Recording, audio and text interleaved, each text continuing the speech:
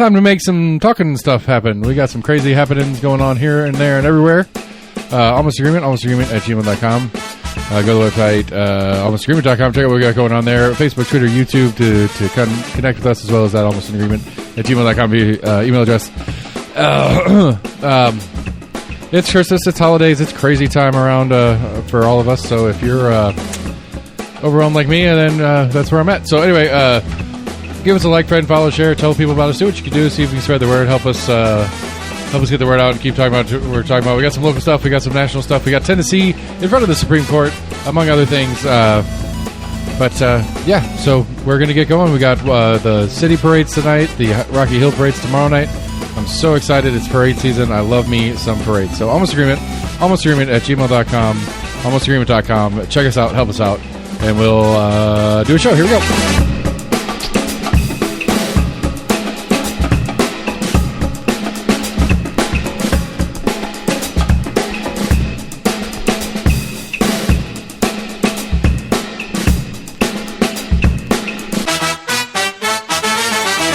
Hi, friend. Hello. Hey, buddy. Hey, evening. What you do? I be. What's new with you? Oh, nothing. Okay. Now I got that out of the way. I don't know.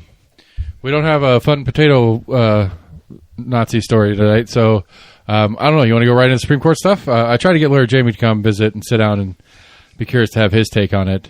I did hear a little bit of breakdown of the situation. So if you guys recall, I don't know, 9 months ago in Tennessee legislature, they were passing Senate Bill number 1, SB 1, which was banning the use of treatments on kids who puberty blockers and stuff like that on kids wanting to transition. And it was passed in the state, and it went through the House and Senate. The governor signed off on it. That whole thing, the law went into effect July 1 of this year, and almost the second that July 1st started, a lawsuit was brought forth claiming that it is a violation of the constitutional rights of the citizens of the state of Tennessee by banning this treatment availability option for these minors and their families. That case has gone through different lower courts and has made it all the way up, and it was oral arguments week in front of the Supreme Court of the United States on the constitutionality of that topic, and that's where we are currently. Oral arguments have been made. Questions have been going around. It seems, at least, everybody that all the court-watching people that I've read up on it or whatever, pretty sure that the Supreme Court's going to uphold that Tennessee has a right to ban these treatments for minors, although it does seem a little wishy-washy to me in so far as there was a case a couple of years ago on this with the Supreme Court that had a different, one less of the Trump justices. So it was like 5 years ago. That was on. Is it a violation of civil rights if a employer refuses to hire and or fire somebody for being trans? That case, there's a case of that nature before the Supreme Court a couple of years back, and a very similar body held that yes, that would count because if it doesn't really matter about the trans part, and I can't remember who it was the consenting opinion that the Republican appointed judge that wrote the opinion on was basically saying it's not a matter of trans issue or trans or anything like that. It's this automatically becomes a matter of sex. Right, I was about to say, and you discrimination based on sex. Right, and you cannot discriminate based on sex. Therefore, it does fall under civil rights. Therefore, it is illegal for persons to discriminate against trans people in employment.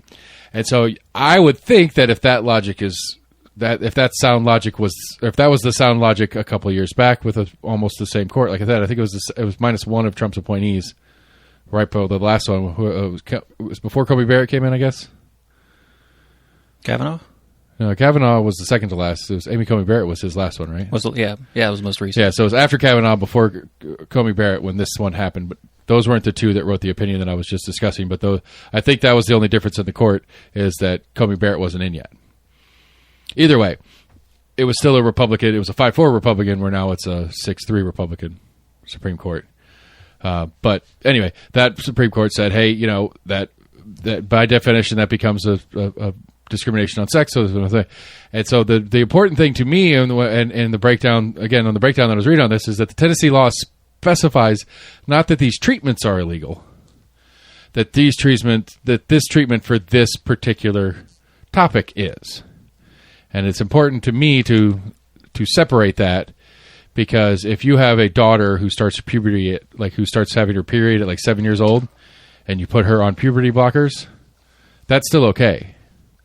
If your doctor and you and your daughter sit down and say, "Hey, it's a little early for this. There are some things we can do to delay this. There are medicines available that are the same medicines that they use for transitioning kids."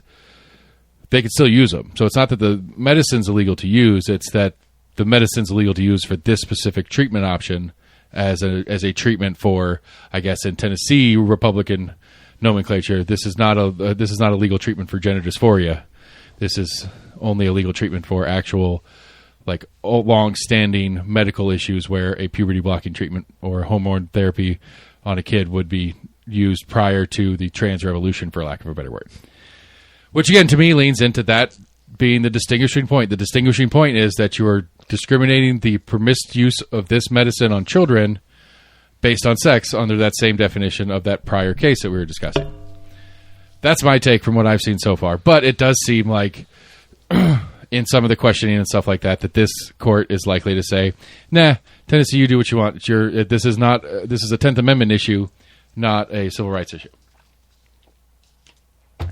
So, I don't know. What have you heard? What's your take? What do you know? The only thing I really heard was just kind of what you said, the kind of legal minds, excuse me, had basically said that it sounds like the justices are kind of leaning towards siding with or upholding, I guess, the state law. Right. Which, because one of the things is Alito said something along the lines of, I wouldn't, we are a group of legal scholars, not doctors, and we ought not be part of the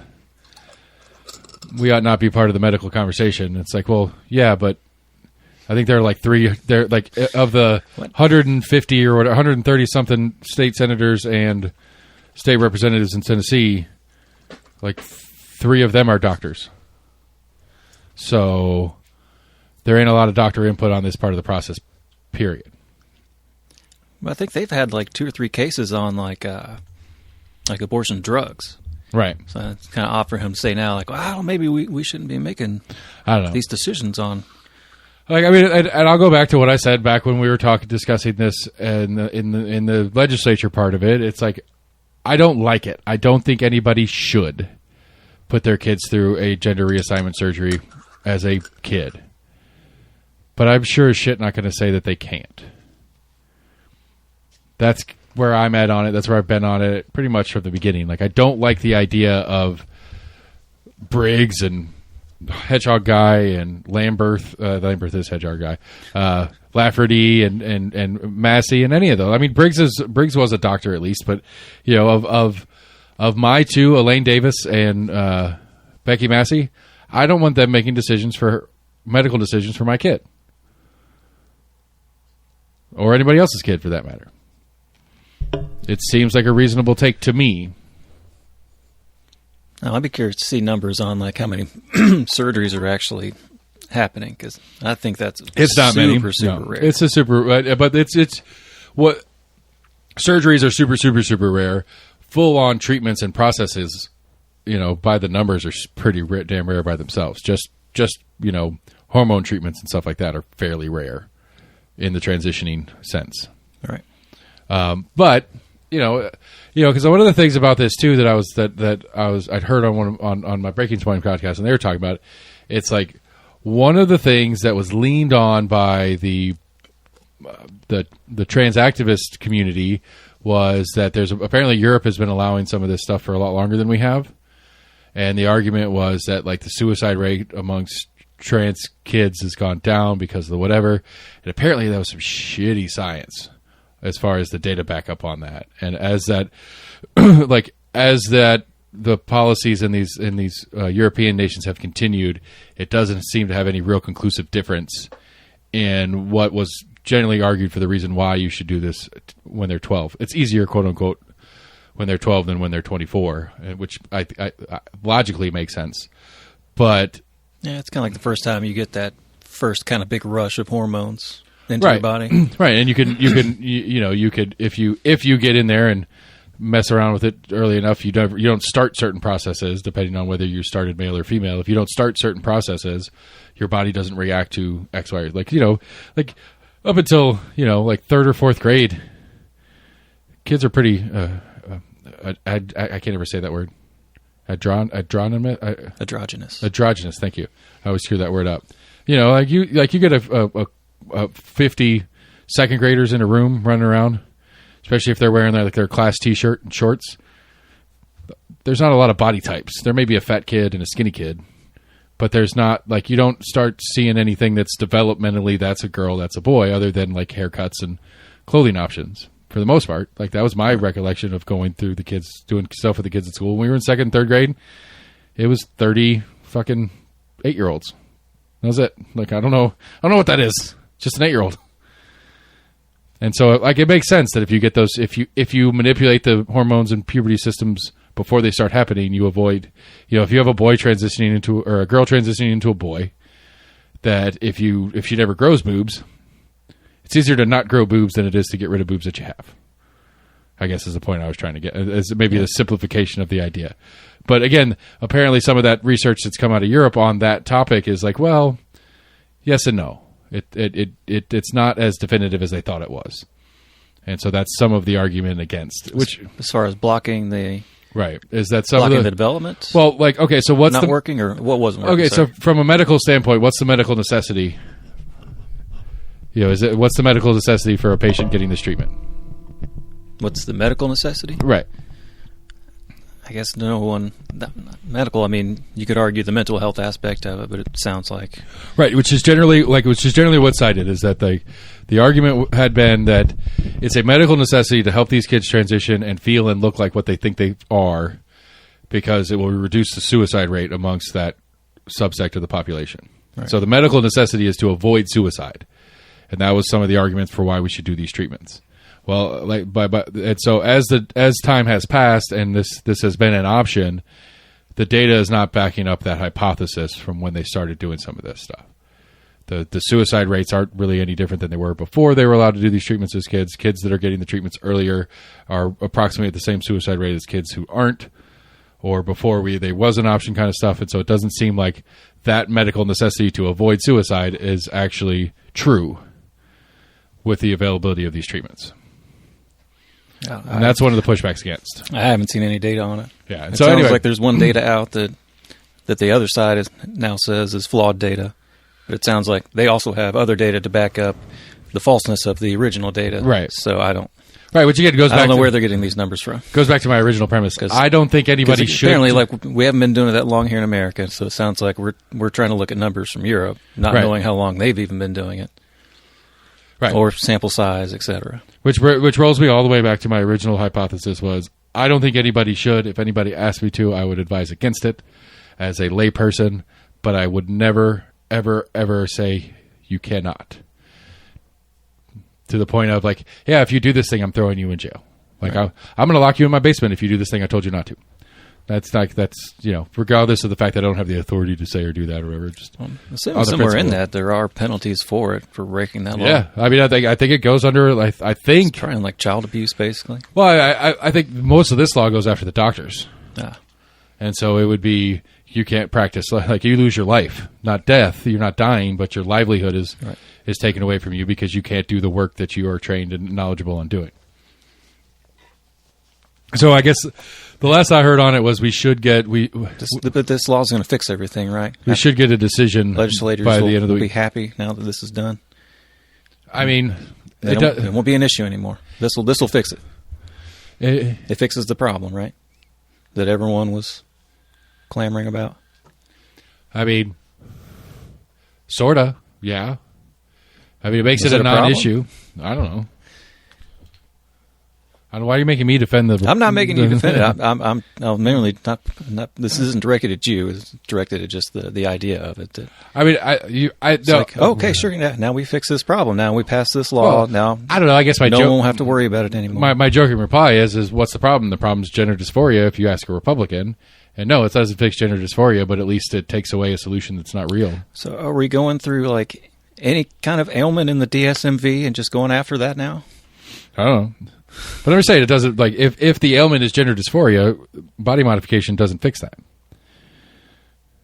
No amount of body modification is going to fix that. A lot of bodybuilders, like a lot of dudes, bodybuilders have that problem. And no amount of muscle mass gets them to feel better. They still have body dysmorphia. The argument, I guess, if anything, is that is body dysmorphia in the traditional term usage of it and trans the same thing. And I think it's a mixed bag. I don't think so. I think if you get down to the super, super detailed definition of it, I think they're separate things. But I certainly think there's a lot of people that cross between the two. Does that make sense? Yeah, I think some just kind of want to label trans as just straight, just gender dysphoria. Like, you're not trans. You just have a mental issue that you're just confused. You know, it's kind of the same logic that they threw away, or they threw out, like homosexuality, because that used to be in the DSM. Go to gay camp. Yeah, pray the gay away. But it was the same thing. Everyone was just like, you're not gay, you're just confused. And then over time, finally, people said, people are now finally, okay, yes, I understand, you're attracted to someone of the same sex. Okay, whatever. People very much still believe, there are plenty of people that still believe that it's not natural. True.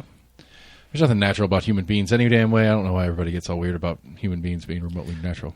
Yeah, we're sparse in a bunch of like other like weird shit that we do. I mean, I just got people go out and fall in love and try to fornicate with automobiles, but I don't see any laws trying to stop that because what they do in their driveway is their own thing. I mean, it should be. I agree with that, but I don't know. There might be. Like, I mean, it might be like if you're literally humping your car, dick out in the driveway, that's at least a public indecency. Right, I was about to say that's public. If it's visible from the roadway. Right. Wish we could go back to our drone conversations. If I'm fucking my car in my backyard and you fly a drone overhead and see it, am I in violation? Shouldn't be. I would argue that it's not, but... Because I would think that would have to come down to an actual, like, neighbor, basically, saying that they saw this. Yeah. Well, it'd be like the most likely scenario...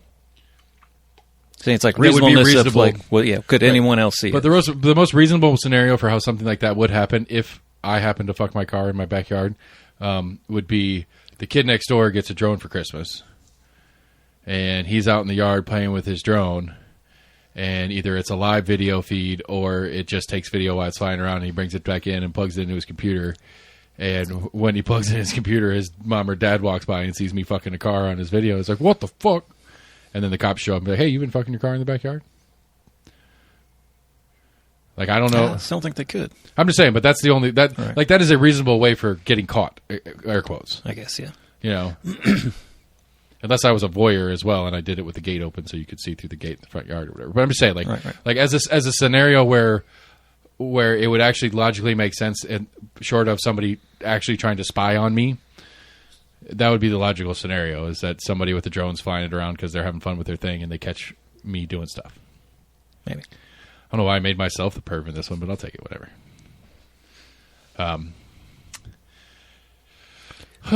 Yeah. See, I don't know. Another thing they just kind of made an issue out of that I don't think was really an issue to begin with, but...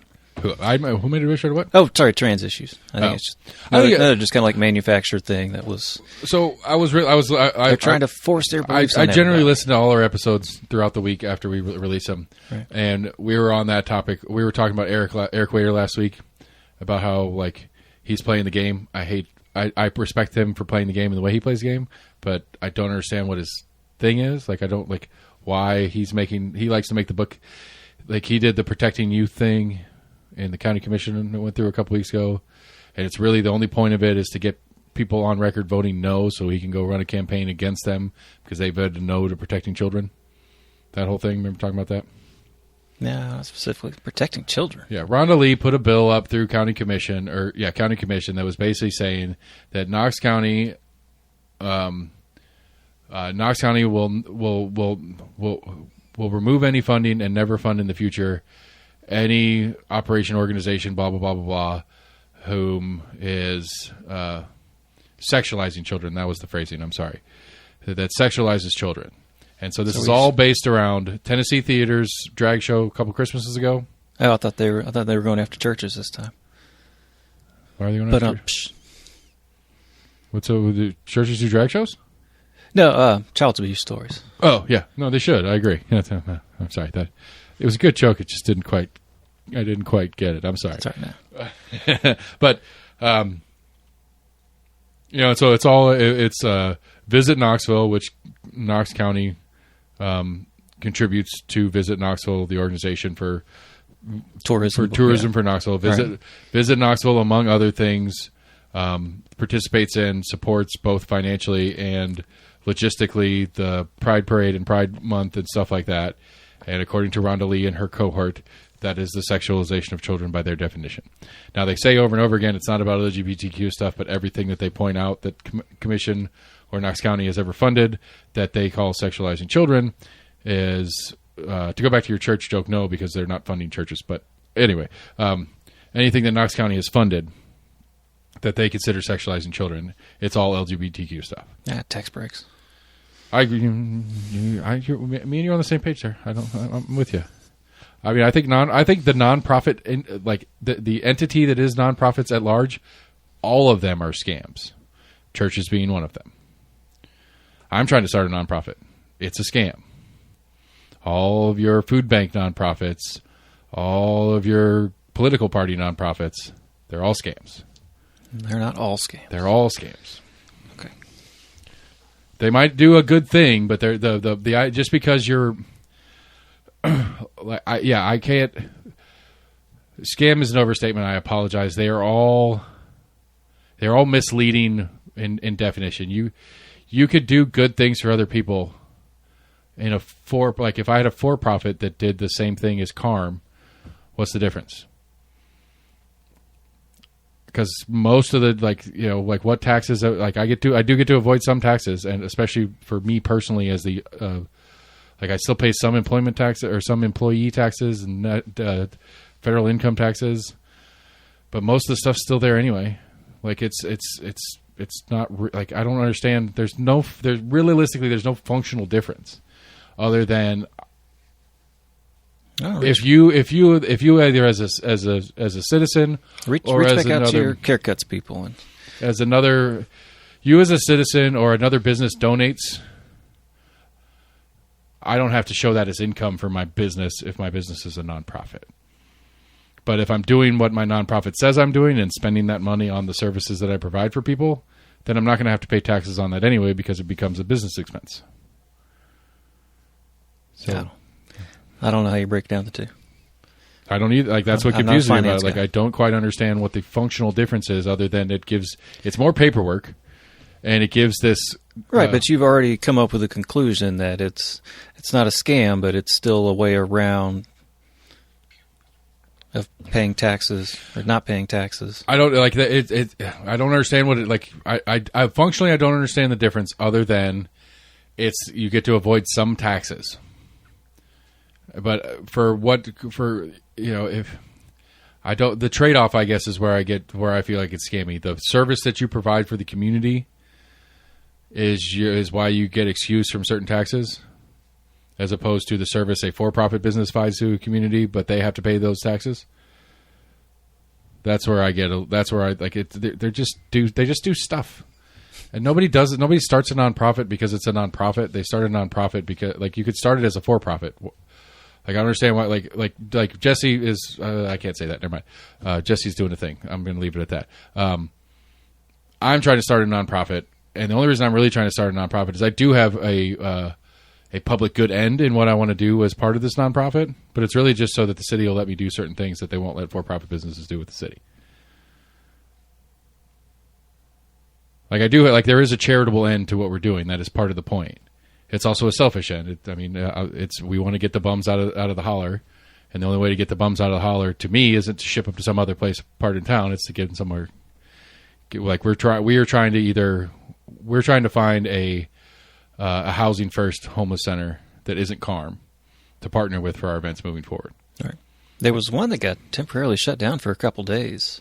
And so I don't. That was one of the emergency ones. Ago. Yeah, it was an emergency. It was one of the emergency ones because it is not. But they only hold like 15 people like total in a night. Yeah, fire marshal shut them down because they don't have. They don't have. It's a church that does not have the proper. Something like the kitchen or something. They didn't have the proper easements to be could be considered a residential, basically. I thought it was like a health thing. I thought like their I mean, it might be a different story. Kitchen had rodent. I thought the kitchen had like rodent issues or something. That might be. I don't know. So I guess they couldn't be considered. I guess like a soup kitchen or whatever. They couldn't pass a health code. Right, they can't pass their right. That seems reasonable to me. Like you can't pass a health inspection. You can't serve food to anybody, right? Homeless or not. Yeah, I think that was the local one, or that may have been another homeless shelter I read about. Yeah. The one about the one the fire marshal shut down was one of the churches locally that is an emergency one. Like they might be up and running tonight because we're sub-freezing. It's the one that's only open when we're the super cold weather ones. They're not. It's not a standard overnight shelter. White flag, yeah. Yeah.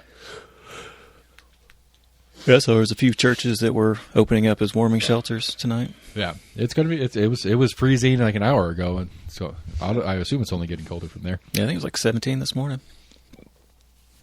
My youngest is like, my teacher told me it was 13 at 1 o'clock. It's like, no, it wasn't.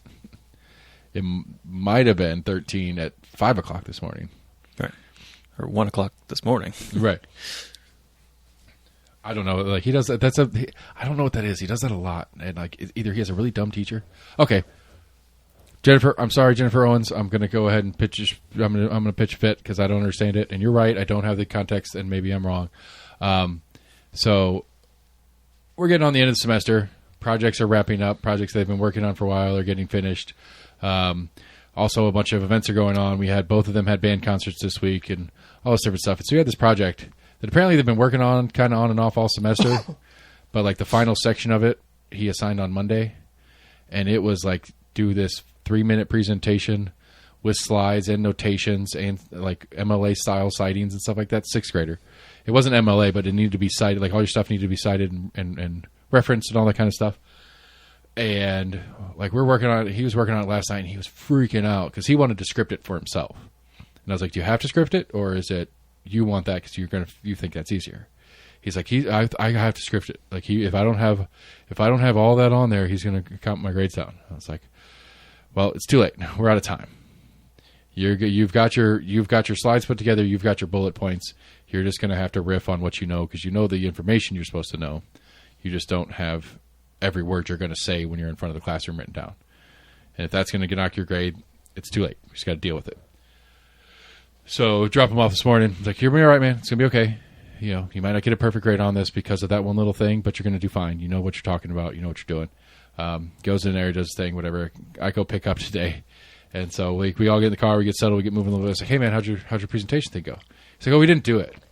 I was like, what do you mean you didn't do it? Like, we were having a big old meltdown about this last night. He's like, yeah, teacher said he had a headache and he couldn't think straight, so we just didn't do it. I was like, what? What? He's like, yeah, he had a headache. And so, like, I was like, okay, well, you know, I'm sorry. We put all that, all that work and stress that you had to go through this week to try to get as much of that together and done as you could, and then it doesn't happen. Like, I guess I'm happy for you that you have a little extra time to finish up the parts that you weren't ready with. And so if you're going to do it Monday or Tuesday and next week, you still get to get it done. You got a little more time to work on it. That's cool, I guess. But it also kind of sucks that, like, you were really stressing this thing and then it didn't happen. All right. So I was talking to the wife about it when I got home. I was like, is that am I crazy? Is that, like, if you are incapable of working, maybe you should call in and let the sub take cover class? And if the sub's there and you don't do that part of the project, that's fine, too. It's not even about the project part of it. But if you're incapable of teaching, maybe you should take the day off because you have like a migraine or something like that. All right. Like that felt kind of weird to me, and more like may have already used up all the sick days. Or? Yeah, but my concern, as a parent, I don't care about how many sick days you have. I don't care if you get paid today or not, because to me, what I'm afraid my child learned today is, if you don't feel good, show up and don't do it. I don't think that's a good lesson for kids. Did you ask them what else they did instead? I did. We did not talk about what else they did. Okay, so you just assume they did nothing else instead. Well, he had too much of a headache to think straight, so I'm guessing he didn't do a lecture or anything. I'm guessing they did some quiet, busy work shit at best, or they watched a movie. I'll call him down here. We can ask him right now if you want. I was just curious if you asked him. You seem to be jumping to conclusions already, and I'm just wondering if you even bothered to ask him if what else they did instead of this. You are correct that I'm assuming that they didn't. Like I said, maybe it wasn't migraine, and maybe he couldn't handle turning the lights off and having the projector on. I don't know. All right, I will follow up on that, but my gut reaction tells me that he just took the day off in the classroom, and I think that's bullshit. Yeah, it sounds like he may come in hungover, but I don't know. I didn't automatically jump to that. You know, but again, like, and I don't disagree with you on the one hand. It's like, well, maybe he doesn't have extra days to give, or maybe they don't have enough subs or whatever. And it's like, okay. I know subs for a while was an issue in Knox County. We haven't heard it this year, but they have protocols for it. They do double classes and stuff like that. Right. If they really don't have enough teachers, they'll put 2 classrooms in one and kind of do some bullshit for the day, but they'll at least have some sort of babysitting part put together for the classroom. I mean, 'tis flu season again. It is, but it's like I can respect as because I'm the type that'll go to work no matter what, but I still work when I go to work no matter what. Right. Like I don't go to work no matter what because I can go in and just say, we're not doing anything today, guys. I have a headache. You can play on your phones quietly for the rest of the day. Like, I'm assuming. I don't know that he said that. I'm just saying, like, that seems... It was like 45-minute classes? Yeah. That seems like what happened, or something of that nature. And I don't like that. I think that's a problem. Right. Because if this one teacher is doing it this one time, and it only came to my attention because it happened to coincide with this other thing. You know what I'm saying? Like, I don't ask about it regularly. What'd you do? Like, how was school today? Okay, it's good, it's bad. Whatever. That's what we get. Like, I don't go, did all your teachers do a lesson in class today? Right. Did any of your teachers take the day off and just let you dick around for class today? No, I assume that they're in there working and learning things and being taught because that's why we send them there. And that's why we spend $10,000 a year on these kids, not just for babysitting. Yeah. Okay. Have I got it? Good. Thanks for letting me get that out. I get a little stressed about it. What are you laughing at? What do you want to talk about? I always bring up subjects and you get mad because I don't like my takes. Well, I'm not getting mad at you. I was just trying to encourage you to tamper down. You're right. I do jump to conclusion. I need to be a little bit better about sussing out all the details before I make an official statement. And it's not like I'm slandering the guy because I don't know his name or what they're teaching or supposed to be teaching. Right, but you jokingly went to someone that talked about going to someone that used to be on the school board. Was your immediate thought like, Jennifer Owen? Well, because I like Jennifer a lot. She's one of my favorite people that I've met through doing all this different stuff that I do. But Jennifer is the inverse. Like Jennifer, I always complain about cops. It's an us them with the cops. It's an us them with Jennifer in the school. Like the school is us for Jennifer. At least when she was on school board. She was a long-term teacher before that too. I think she's still subbing now. Yeah. I think she actually gets paid to sub now though. She couldn't get paid to sub while on the school board. But I get the feel out of Jennifer that she's an us, we, the teaching community, and she will protect we at all costs. Possibly. Because she always gets mad at me when I say, when I do bad math and go, that's Knox County Schools for you. Which I should call her up. I should talk to her because she's been in Knox County Schools for long. She might know Coach K. No, she's not that old. She might have been in her early teaching years when he was still around. Well, I think he went somewhere else after he left our school. Right. You're right. But even then, you don't know. There's so many freaking teachers in Knox County. And right, and I think she's I think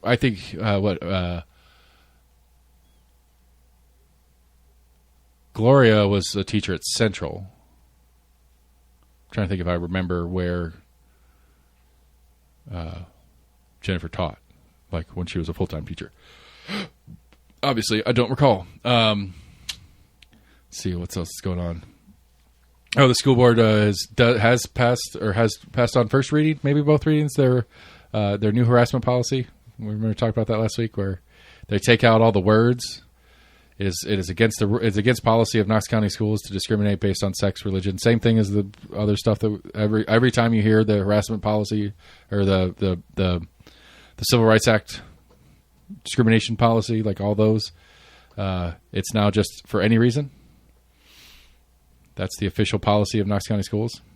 So next time the old one fails a test, suing Knox County Schools. I'm confused. What did they pass about harassment? It's just changing the language in the policy that no student shall be discriminated based on, where the old version said based on sex, religion, nation of origin, all that kind of stuff. Now it just says based on, or no student shall be discriminated against for any reason. So when he fails a test, I'm going to say, you're discriminating against my child for being stupid. And I'm going to sue him. Because that, for him being stupid, is a reason. You've got to prove he's stupid. And I think failing one test does not prove stupidity. I don't have to prove he's stupid. They have to prove he isn't stupid. I don't even think No, that's you have true to either. prove that they discriminated on him because he was stupid. Well, you would have to prove that he was stupid. Why would you give him a failing grade if he wasn't stupid? Okay, let me rephrase my let me clarify my lawsuit. You're right. Let me clarify my lawsuit. You discriminated against my child based on his inability to perform the duties you asked. That is any reason you discriminated against my child. Okay. I mean, it's dumb. It's dumb. It won't win. But the door is open to the suit because it's not, the language is so nonspecific that I could at least start the suit and they can't stop it in pretrial. They'd have to, I could get it into, Knox County Schools would have to spend money to defend it. I don't think so. Yeah, they will. I think it would get tossed out before we even made it that far. How? On what grounds? Frivolous? How is it frivolous? The policy says... Maybe if you had a really good lawyer, type it up in some wonderful legalese, but I think you've got a pretty big hill to climb to get any kind of... The policy clearly states they cannot discriminate for any reason. I allege that that they did a test. That's what I'm saying. It's a stupid policy change, is my point. But that's not discriminating. It is. It's discriminatory because my kid's stupid. Maybe if it was, or because my kid doesn't know the answers. Hold on. Maybe if it was an English class and it was based on an essay or something. But I mean, outside of that, most questions are right or wrong questions. Okay. And you can't prove stupidity because you're right. Thank you. you graded something. All right. Thank you. I need this. This is how I get to the correct procedure for what I want to do. You discriminated against my child for his inability to give you the correct answers. That's not discrimination, though. Sure it is. How? Because it's any reason. You're failing my child because he can't give you the right answers. That is just No, I'm asking you, how is it discrimination? The word discrimination the word discrimination is, we only assume to all these things that we're used to referring to them as sex, gender, age, race, that kind of stuff. Right. Discrimination is just, I'm discriminating between A and B. I'm discriminating, I am taller than you. That is a discriminatory statement by definition. By the word discrimination, right. And I am taller than you is a discriminating statement. Outside of some kind of subjective subject or project, it cannot be. It is. It couldn't be when you're doing a fucking math test. It absolutely can. You cannot prove that they were discriminating because they got a math problem wrong. Yes, you're. That is not discriminating because they didn't get something correct. That's not discrimination. Yes, it is. It had a big X on it because it had the wrong numbers because they didn't add up. The grade was given because they discriminated on his answer for being wrong. That's the definition of discrimination. Okay, it is. Again, look, and it's extra funny because I believe in the right to discriminate. Personally, I think we should be able to discriminate. And everybody gets all mad at me when I say it, but we do it all the time in all sorts of things. It's just we're so attuned to the use of that word in the I'm not giving you a good grade because you're black. That's where everybody's head goes immediately. It's I'm not giving you whatever the subject is. If we're sitting on grades for now, I'm not giving you a good grade because you're a girl, not because you did it right or wrong. That's what we always. That's where our brains go when we start talking discrimination stuff. But discrimination is I don't like black girls. Not because I don't like them as human beings. I'm just not attracted to them. I'm not into black girls. That is a discriminating statement. But nobody should fault me for having a type that I do like, because that's all I'm doing. I'm just saying the inverse of my type I do like. I like redheads. Black girls can't be redheads, naturally at least. So that kind of takes them out of the pool. It's possible. I know Ice Spice is a redhead. Who? Ice Spice. I've heard the name. Oh. My eldest is into her. Like, he thinks she's super hot. So he got the redhead. He got that liking redheads part for me, but not the not like a black girl's part for me. I don't think that's it's genetics. an Oedipus complex. It's not genetics. Anyway, yeah. So that thing's happening. Oedipus is female to male, daughter to father. Odysseus. No, what's the one that's into your mom? Electra. I think it's Electra complex. I think you got him backwards, buddy. No, Electra was a female. I understand. Oedipus complex is a daughter being attracted to her father. Or types it like her father. Oedipus complex. The Oedipus complex is a psychoanalytical theory that describes a child's feelings of desire for their opposite sex parent. Doesn't say which way. According to the psychoanalytic theory. That's a fucking AI answer. Okay. Yeah, but the story goes back to Wiki. Oedipus. The story goes back to, I guess it was Greek of this. Right. Oedipus was into his mom, is what I thought the deal was. Oh. And Electra was into her dad. That's what I'm saying. I think you got it backwards. Okay. The names are the kids. Yeah, here. No, Electra. Okay, hold on. The term derives from the Theban hero Oedipus of Greek legend, who unknowingly slew his dad and married his mother.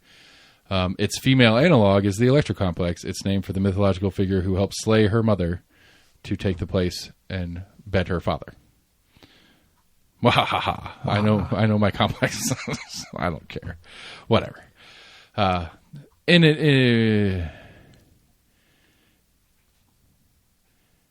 Yeah. I don't even know how we got that. Oh, here's a fun thing. Check out what I learned.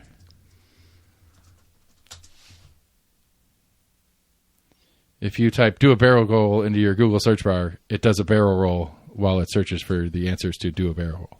Interesting. It's one of the 10 current Easter eggs in the Google search engine. This one is a Google 1998 is probably my favorite. It goes and shows you what Google looked like in 1998. Some of that, there's also, I think it's a website or something called like the Wayback Machine. Uh-huh. Which basically it's just a screen grab of every internet page that's ever existed. Yeah, something like that. So if you delete it or not, it's still in there. I don't know how you find it. Like, I don't know how you even search in that thing, but the people reference it all the time on podcasts that I listen to. I think it's just a big database somewhere. Yeah. The Wayback Machine is essentially, it is a instantaneous, constantly renewing time capsule for the internet. Like every day, or not, like, I don't know how often it does it, but essentially it just takes a screenshot of the entire internet and then stores it in that database, and then it goes on again. And so you could search that database for a certain day in history, and you could say, I don't know, what was the homepage on Frito-Lay, the Frito-Lay corporate website? You can go look at what the homepage of the Frito-Lay corporate website was on March 17th, 1999.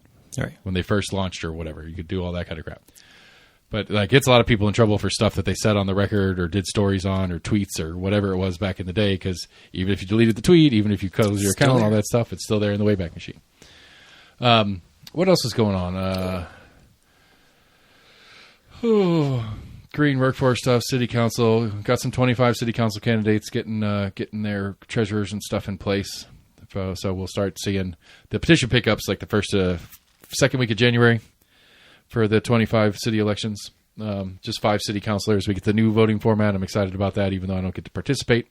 All 5 on the ballot are termed out, so all 5 will be new city councilors when this election is done. So we'll have 5 new bodies. I got to go do some research and find out which ones I'm going to support or not support. I was about to say, you're going to support them. I can't vote for them, so I have to.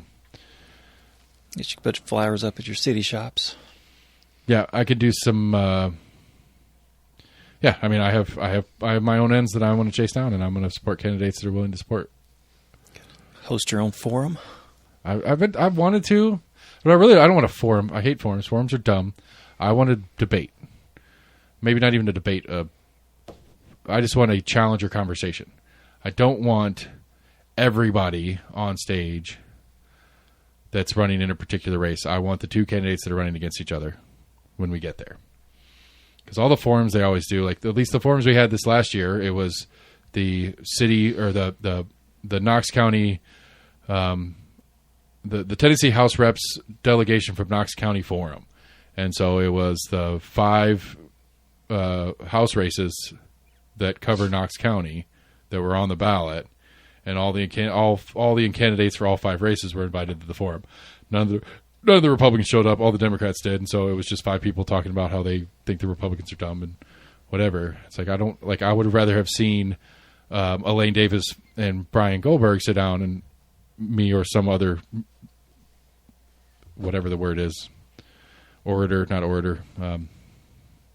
moderator, just sits down and talks to the 2 of them, because it doesn't do me any good as a District 18 person to hear Jason Zachary and 2 other Republicans from other districts talk about whatever. That doesn't mean anything to me. So I'd rather have the 2 of them sit down in this room and we can chat. It'll be fun. Maybe get in a fist fight. I don't care. They break my stuff. Fisticuffs. My stuff. I love just a brawl in here. Just break a bunch of my shit and sue them both for a new studio. Do you have all this stuff notated down insurance wise? Yeah, I got I got to pay property to Knox County. Justin Briggs knows what I have. Biggs. Sorry, not Briggs. Biggs. Or at least he knows the value of what I have, because I have to pay taxes on it. My tangible property tax as a business. It's a fun one. Ooh, what? What you got? Go ahead. No, what were you saying? I was going to say, these not in your business, though. How are they? Huh? How does your business insurance cover items in your household?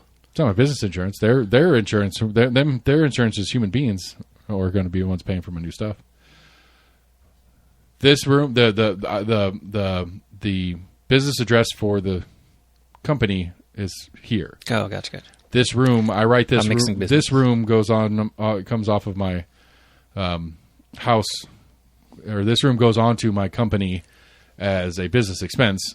Therefore, the contents of this room go on to my company as a taxable expense, which is a mess and it's a shit show. And there's all sorts of arguments about square footage. I was thinking of the wrong one for a home office. I did get a fun one. The prior tenant of our central location has, this is 2 years in a row now, his tax bill for other properties he owns keeps coming to us. And from Big's office, it says on the envelope, it says or current resident. So you have it has the window of who it's to, and then it says or current resident on the envelope. Right.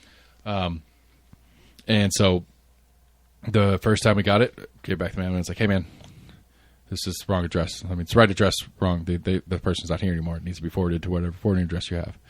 And then a couple of days later, it comes back and with a big circle around or current resident. And so I was like, oh, well, then in that case, it's our landlord's mail, because it's the property tax on the building that the landlord needs to pay. And so I call the landlord, and the landlord comes down and he opens it up. He's like, no, this ain't me, and gives it back to me. And so I don't know what I'm doing with it. And so I call the trustee's office. I'm like, hey, what do I do with this stuff? Here's the skinny. And I mean, it takes me like 20 minutes to explain it every time I do it. And every time I call, I get a different person. And the one guy told me to throw it away, so I threw it away. And then another one called me back today and said, hey, we're calling you back about that question you had. And it's like, the guy yesterday told me to throw it away. I'm like, well, I don't know about... So I haven't taken the trash yet to dig it back out. But like, it's like, what's like, at what point, like, where's my responsibility in this? It's not my property. It's not addressed to me. The mailman won't take it back to you guys. I'm telling you over the phone, I'm giving you all the information to have so that you can notate it in your system that when you mail things here, it doesn't get to the person it's intended to. Right. You guys know that at this point. It doesn't matter if I mail it back. Side note, the taxes, the most current version of those taxes were due on Halloween of this year. I got it last year as well, so he has not paid the taxes on this property. He has not received this tax bill for at least 2 years. I didn't look through it deeply enough to see if it's been compounding. But I was talking to one, and I'm not trying to get you in trouble, friend. But when one of the one that told me said, just, yeah, man, you did what you could, just throw it away, don't worry about it. I was like, cool. Like he went down the rabbit hole with me. Like he went and was searching the guy's name, going through the database. This guy's owned a handful of properties around town. He's finding like court case numbers and stuff like that are, I mean, it's all public record, so I guess I can know it. It's not illegal or anything. Right. But one of his properties, which is not one of the 2 that I have documentation from, both one of the mortgage companies that he used as well as the city of Knoxville has put a lien out on that property. So the city's trying to take one of his properties for not paying taxes, basically. Right. And so then, like, spent a half hour, 45 minutes on the phone with this guy, and he was like, so, hey, if I just pay this bill, is it mine? He's like, you could try, but that's not really how it works. I was like, all right. Just throw it out there. Because it's only, like, I mean, one of them's, like, an empty lot somewhere in Mechanicsville. They're both in, like, the Mechanicsville area. One has a building on it, but it's, like, a rundown, fallen down house. Yeah, just because you get something up to date as far as taxes paid doesn't give you ownership. The only way for me to cheat ownership would be to go squat there. That's what I was about to say. There are some squatters' rights that I could go squat I've seen a few there. things on the news that like some states are trying to redo their squatters' rights because they found people now where like the people that own the house, were getting ready to like rent it out. Squatters just kind of moved in. They can't really forcefully remove them. You got to be there for a while before you get any sort of protection as a squatter. It can't be like I just broke in last night and I'm here now. That's not. You're not protected from that. You've got to have been there for like 90 days before you have any sort of protection. I think in one state it might have been like 30. Maybe I don't know. That's right. Tennessee. Sorry, you're right. Yeah, because there's some that are like because then you have to go through eviction process. And it's like they're not a tenant. Why do I have to evict them? Right. Yeah, you basically have to go through the courts.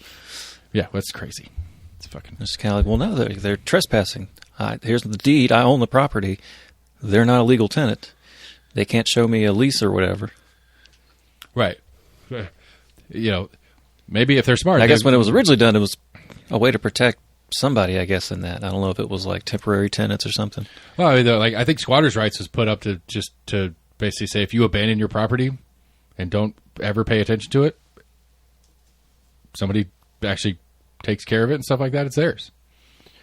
Like it was that's how I understand squatters' rights to be, is that it's basically saying, hey, if you buy this house and don't do anything, don't move in, don't live there, and let it sit, and somebody goes in and keeps it up and mows the lawn and takes care of the house and does all that stuff, and then you appear 5 years later, no. You own the property, you need to take care of the property. If you're not taking care of the property and somebody else is, they have a right to keep it. That's how I always understood squatters' rights to be. I don't know much about it. I've just seen a few videos on it, and I'm like, huh, what? It's kind of like, news on your side. Yeah. I mean, it's like I can see it at a positive. I can see it as a net positive to protect people who are going through the efforts, because you've got these these developer guys that buy up all these properties for, like, some of them go buy them on tax foreclosures, or the state of Tennessee or the city of Knoxville has taken the property because they haven't paid their taxes or whatever, and they go buy them at auction for super cheap and just leave them there. Yeah, they pay the taxes on it annually for $150. Ooh, that just reminded me. There's a really neat one coming up at the Planning Commission or City Council. I don't remember what it was. There is a property on Broadway, right at Central. It used to be a laundry, like an old laundromat place. Like, there was an old dry cleaners that had been there for a long time. It's a central dry cleaners that used to have like satellite stores, and all the dry cleaning got done there. And so there's a little bit of like an environmental issue with this building. And so there's a company. It's an architecture firm whom owns the building. Does not own the building. Maybe owns the building. Wants to own the building. Anyway, they want to put their corporate offices in there, and they're going to do a multi-million-dollar job rebuilding this site.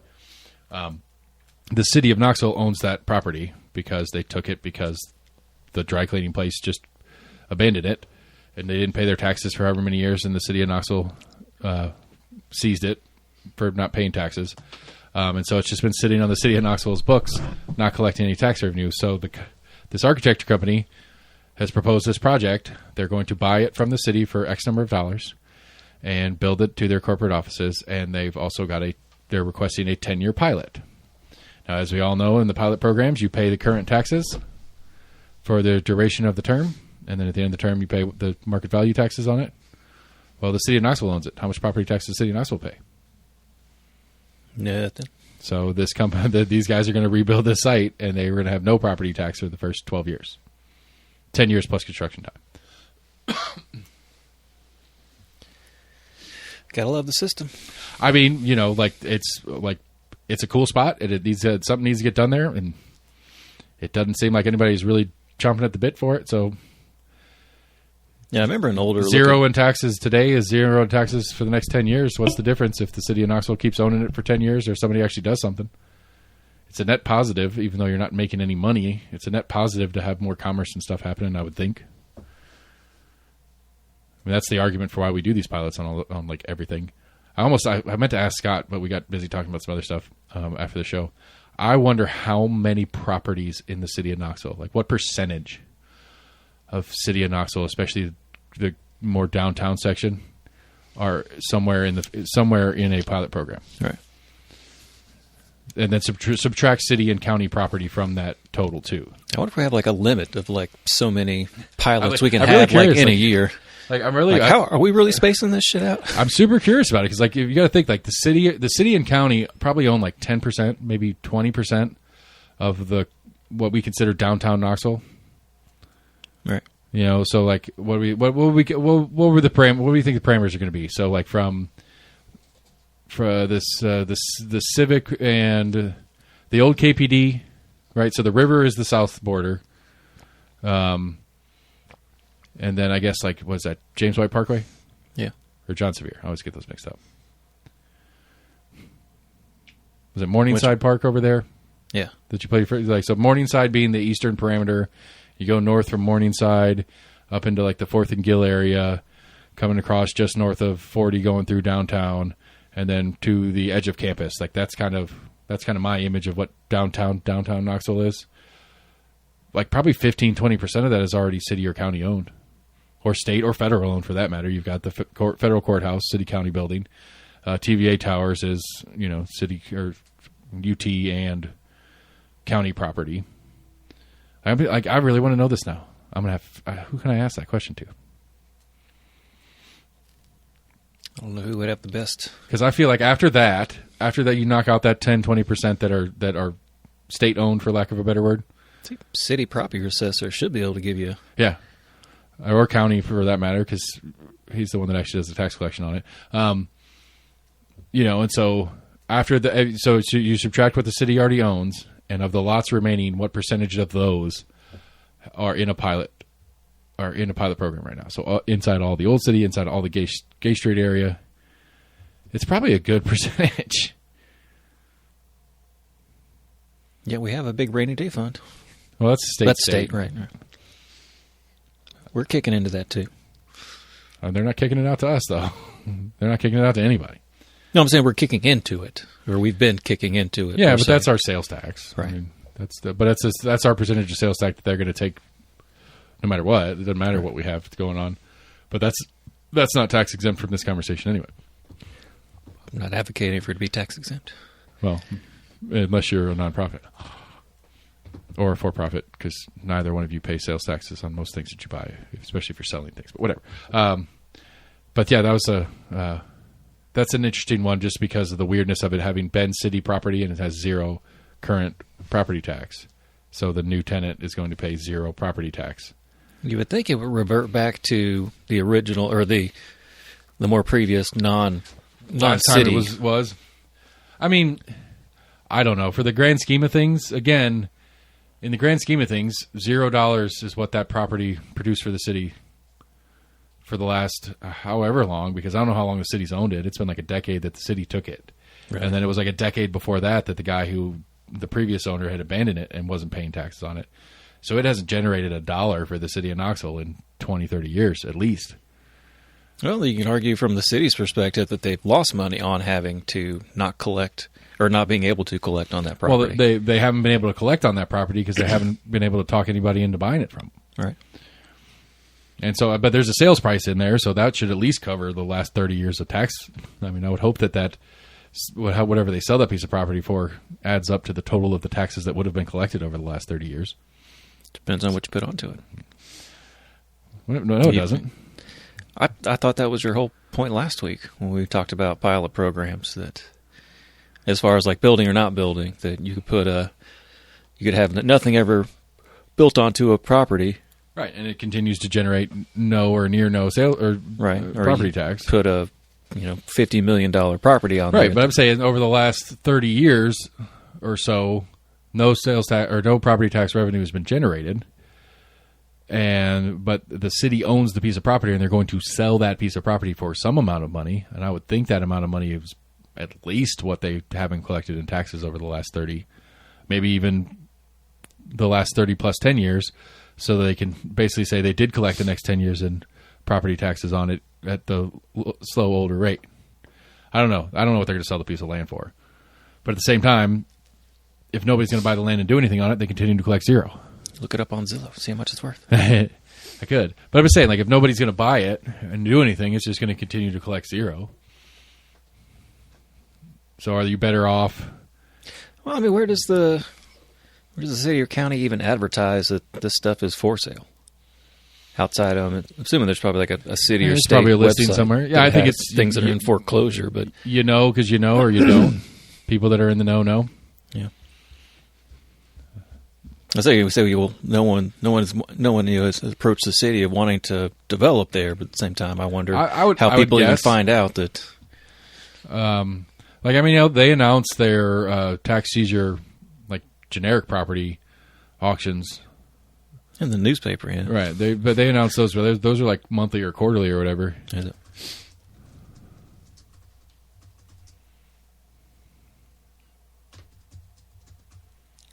That was one thing I remember like learning that was weird. I had a friend that lost their title, and I think they have to do it with like other things as well. Like if you want possession of something, you have to like put a notice in the paper and like run it for at least 2 weeks to give people a chance to, I guess, claim it or say they own it or whatever.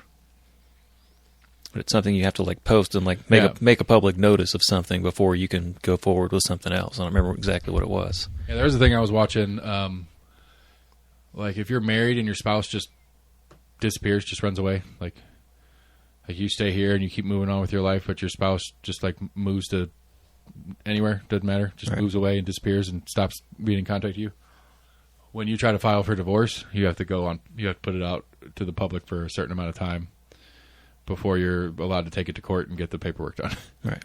It's like they disappeared, man. Yeah. What am I supposed to do? Tax sale dates are determined by court proceedings and will be listed accordingly. For the purpose of tax auctions is to collect delinquent revenues and put properties back into productive use, although the majority of property owners pay their taxes on time. The 5 or 6% that do not force us to take extreme measures. I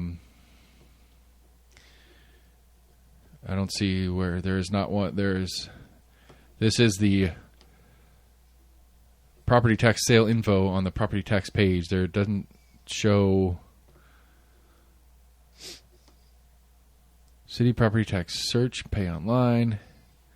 I don't see a list of current. I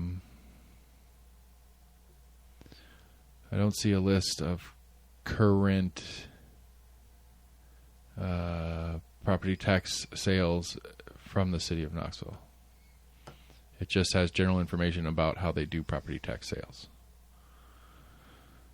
So, but I bet you if it wasn't after hours on a weekend and we called that number and said, "Hey, what properties is the city of Knoxville trying to sell right now?" I will bet they would be obliged to answer that question. Should. If there are any currently, maybe that was the last one. Doubt it. I only ever got 1 or 2, and they get snapped up so quickly. I mean, it's an interesting process. Like I get the premise behind it. That one, as far as I understand the history of it, literally that company boarded up in like the 80s. The company went bankrupt, and anybody that had any sort of professional association with it either was an employee of the greater company or wasn't local anyway for them to go after. And I don't know what you can legally do as a municipality as far as going after a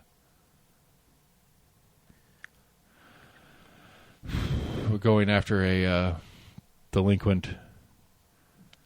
I mean, if they had other properties in the cities, you could put a lien on those, but right. But I don't know that you can arrest them and put them in.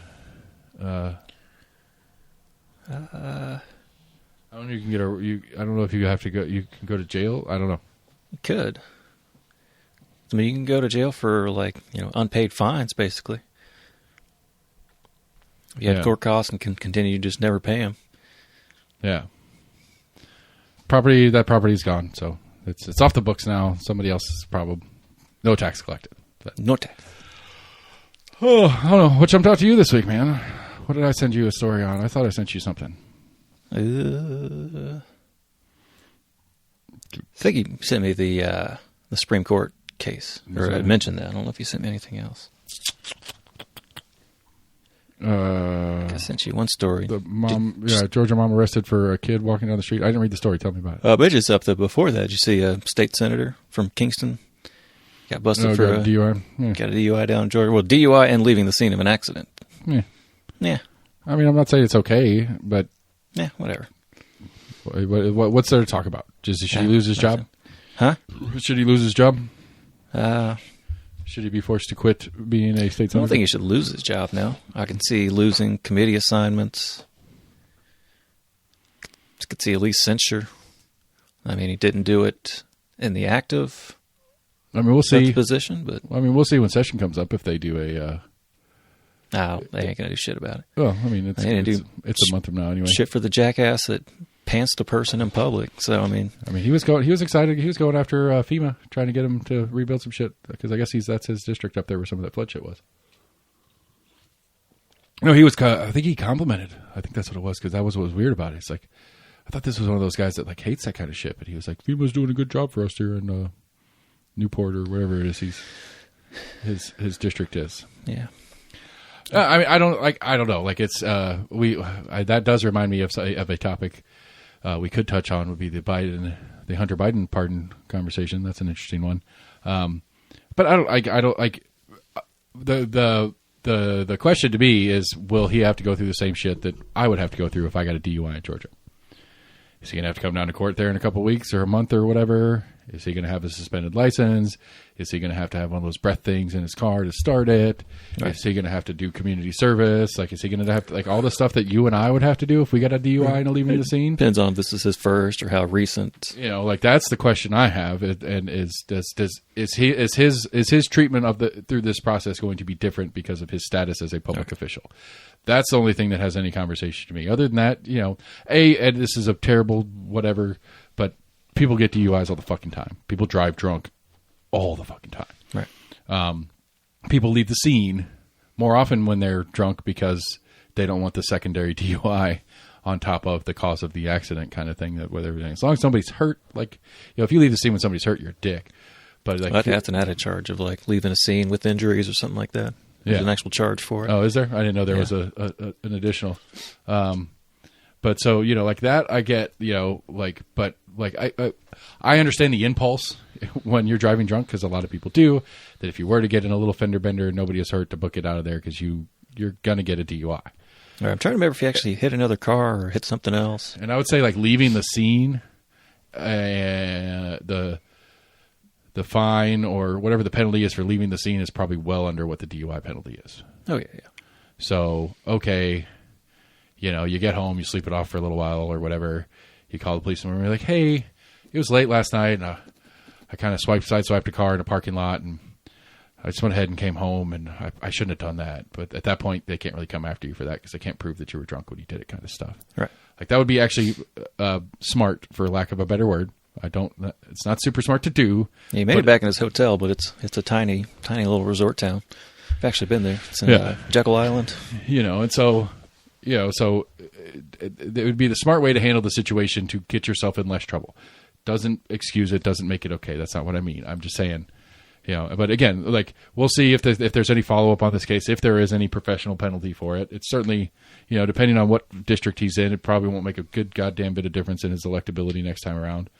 I think he just got reelected. Even worse, because that means it's at least 2 years before any of the conversation comes up. And, you know, if he's in one of those super red districts, you know. He's been in there a long time, too. Right. Then he's probably not going to have a primary challenger, and he's automatically going to win in the general. Or if he does have a primary challenger, they're not going to have party support enough to actually really, really run as a Republican in that district. They can run as a Republican, but they're not going to get any of the structure and support from the Republican Party as soon as they say, you can't elect this guy, he had a DUI. They're going to be like, you're not a Republican because you're not protecting ours. And so that sucks.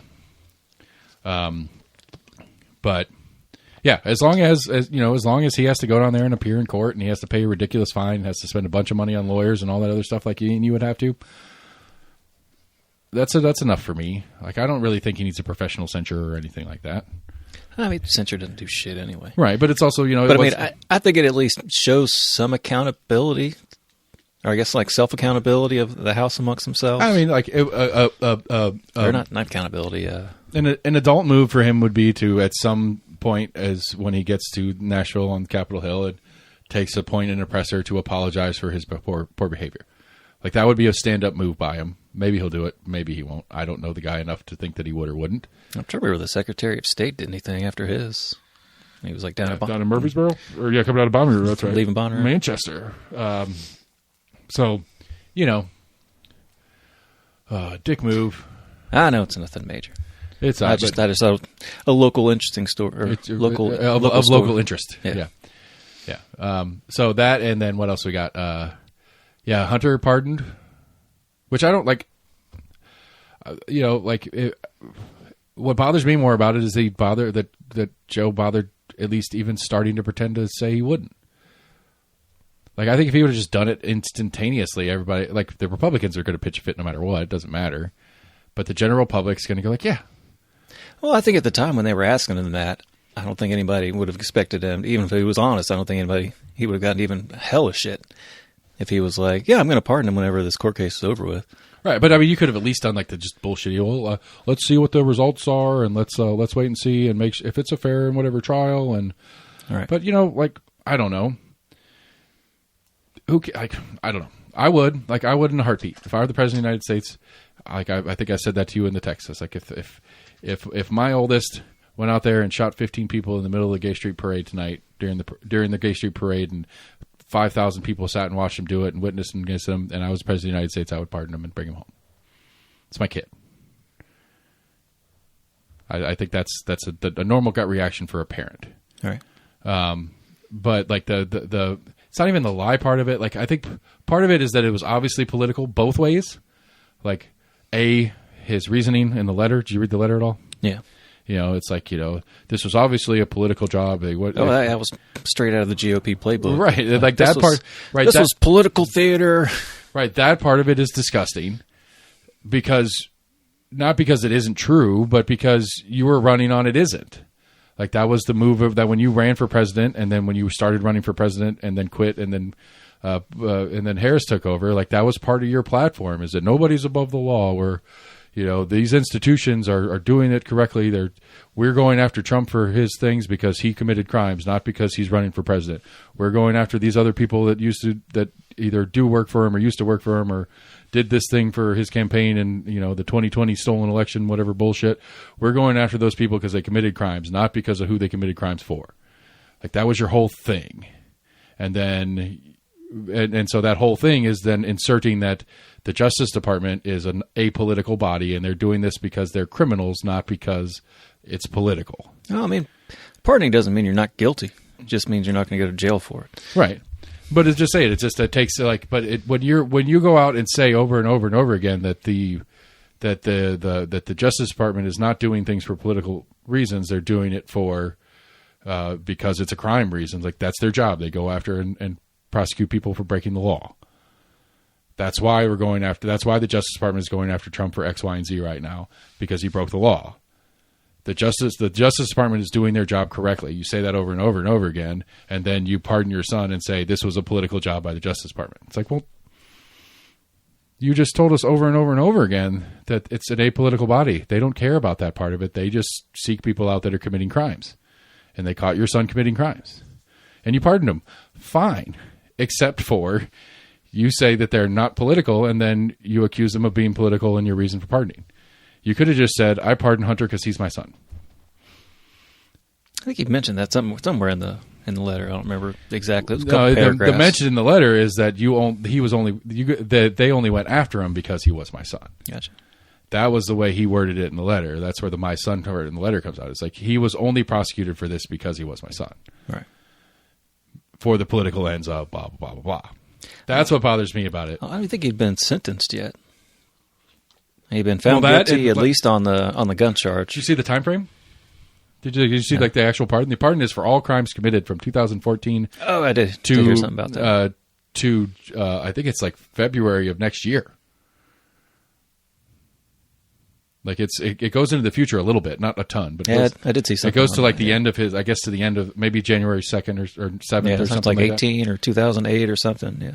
Right, all the way back to like 2014 or something. So anything that's before that is likely on a statute of limitations, so they can't charge him for it. And so, and so anything that still might be pending, some investigation that might be happening way over here, is dead. Like they can't seek charges for those things on him now, which that's crazy. The specifics of that part, it's like, okay, he got convicted on these things. We're awaiting sentences. You pardoned him. Okay, fine. You pardoned him from those two things that are currently out there, but you're also pardoning from things that haven't happened yet, from crimes that haven't been not committed yet, but crimes that haven't been, the prosecution hasn't started on yet. Which I think is an attempt to make sure that, but my assumption on that is that's to make sure that when Trump does take over and Trump's new Justice Department goes after him, they'll have nothing to go after him for, because everything that he's done in the window of time that the Justice Department under Trump could go after him for, he's pardoned from. It's possible. Which, just reiterates the fact that, yes, the Justice Department is a political body, and they do political things for political ends.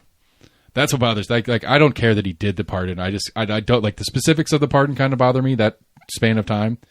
So it's not just specifically like there was somebody who was talking about, it's like in the history of presidential pardon, that is the most sweeping presidential pardon in the history of like the argument this guy was putting together. This was more expansive than the Nixon pardon. Doubt it, but maybe, because the Nixon pardon was only during his presidency. No crimes, like was it Gerald Ford? Yeah, Ford pardoned Nixon from all the crimes he committed while he was president. Which, interestingly enough, apparently weren't crimes because he was president, because presidents are immune. Thank you, Donald Trump, for establishing that in court doctrine.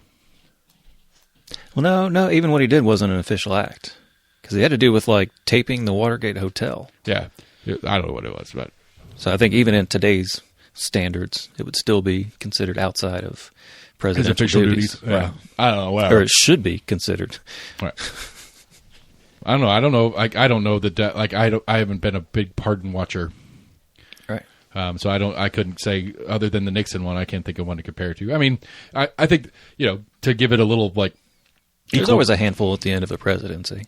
But to give it a little bit of like equal weight or whatever. Like Trump pardoned Kushner's dad, who's now the secretary or the ambassador to France. Yeah, which apparently the ambassadorship to like especially major ally countries is really just a thanks for giving me a bunch of money for my campaign. That's a normal. That's how Victor Ashe got it. Yeah, that's a normal thing. Well, I think it's a little bit because they were both Yale buddies. He and W. Right, it's usually a buddy thing. But usually when you get ambassadorship to especially an ally country like that, it's usually you're a friend or family. Like it's either friend, family, or you're a major donor. Right. Like that's all those ever are. We owed you a little something. Right, and so my I guess what's the word my son-in-law's dad, I guess. Is there a word for that specific person in a family structure? No, not really. So, yeah, my son-in-law's dad is, whom I pardoned from financial crimes, is, he's family. He can be the ambassador to France. Cool. He's going to go over there, get the ambassador's house, throw some parties, hang out, have a good time. When I go over to visit, I have a cool place to stay with cool people. No, we're going to make sure that anything he did, he's not going to get in trouble for. He gets a promotion. Yeah. Not only do you not go to jail, I wonder what you get paid for ambassadorship. For an ambassadorship, probably not nothing. I mean, you usually have like a house they put you up in. Right, like you get like a mansion in like as part of it's in the embassy of the place it is, right? No, I think you have a residence somewhere. I don't think you stay in the embassy. No, I don't know. That'd be crazy. But still, you get a house in France. This guy gets to stay in a house in France, and it ain't going to be a shithole house. It's going to be a nice house. Probably. It ain't going to be some 80 square foot apartment or something stupid. It'll be a nice place somewhere in France, and he'll do his thing. Maybe he'll get kidnapped by the Jordanians or something and start a war. It'll be fun. Why not? Obviously, it's important to Trump. Yeah, what else? You were getting to start something that I rambled on about Trump. The other one, the lady in Georgia getting arrested for Georgia? Is that what it was? It was Georgia. Getting arrested for her 12-year-old walking down the street with unaccompanied? Was that what it was? 10-year-old. Okay. Give me some context. Tell me more about it. I didn't read it. If I remember... Well, thanks for reading. I want you to tell me about it, and then I want to get you my cold take. I'm going to believe what you tell me. I'm not going to believe you're making up the story as you tell it to me. Well, I don't always remember all the specifics of it, especially when I glossed it over like a couple days ago. What I remember of it, I think the mother. I don't know if the father's in the figure. I think they just mentioned the mother. I think there's a total of 4 kids. Not sure about the age range, but I believe the 10-year-old was supposed to be staying home alone while the mother had one of the other siblings took one of the other siblings to go do something. I don't know if they had something they had to go do or whatever. But I guess at some point, while the mother was still away, the 10-year-old was found a mile away from the house, like walking down the road.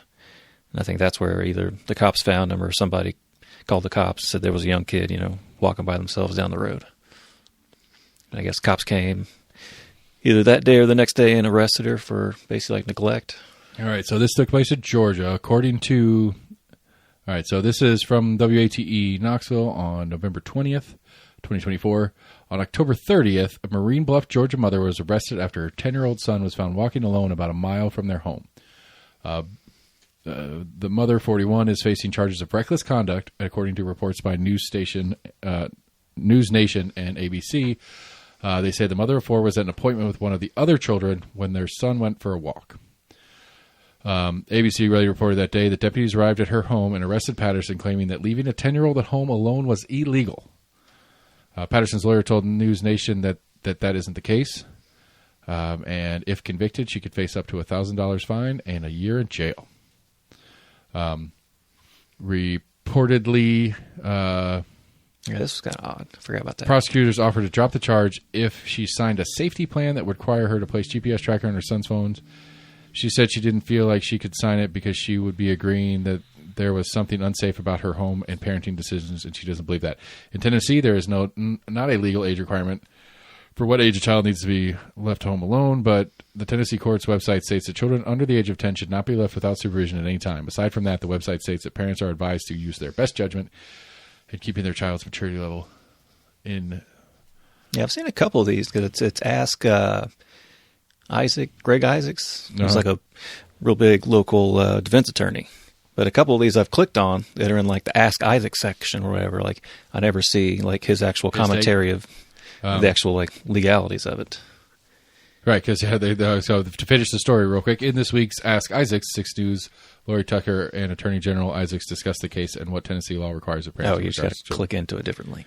Right. Bastards. If you have a legal question or want to watch the full episode, click here. Yeah. And so it's their little talking segment of the things. So... But so I had heard in the past, I guess month or so, I guess maybe after this came out in talks of it, there was some kind of discussion in the news as far as should there be an age and what age is a child old enough to stay home alone, etc.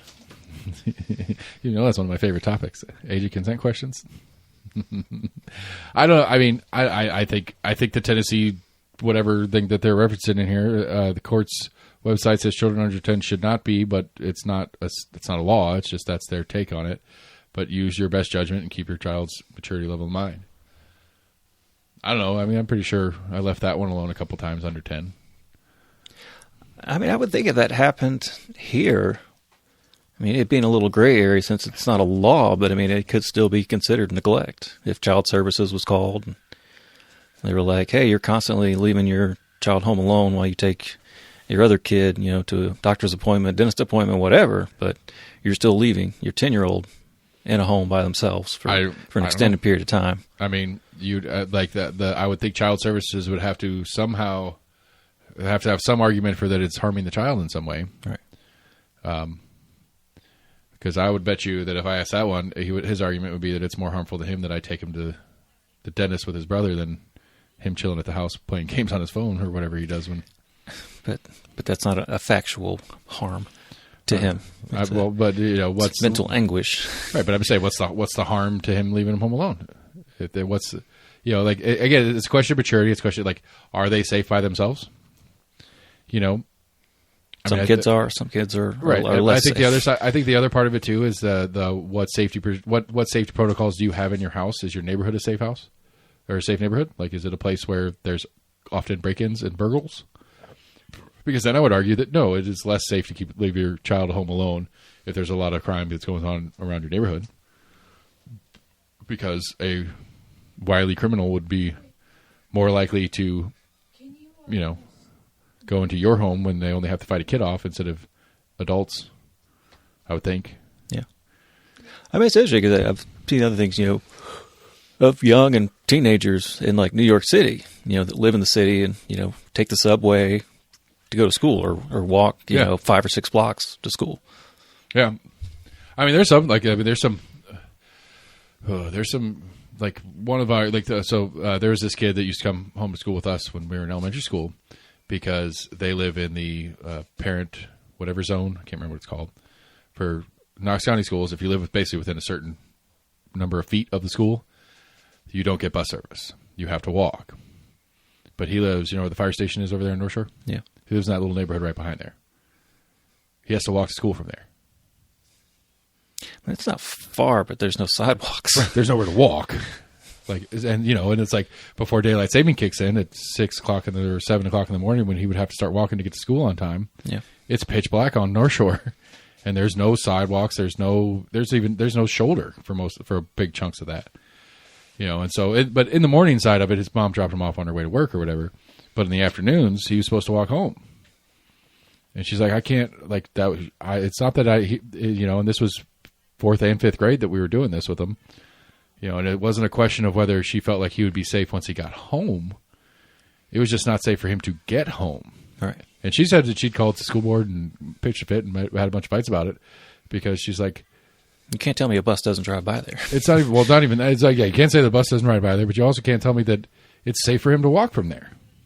It's not safe for him to walk from that down North Shore at either time of day. There's nowhere for him to walk. You can't make it's like, and her and her husband worked and, they didn't get off till 4 or 4:30. And so he'd come over and hang out with us for a while, which is no problem. We enjoyed having him. He was fun to have around, but right. That's a crappy situation that Knox County schools put them in.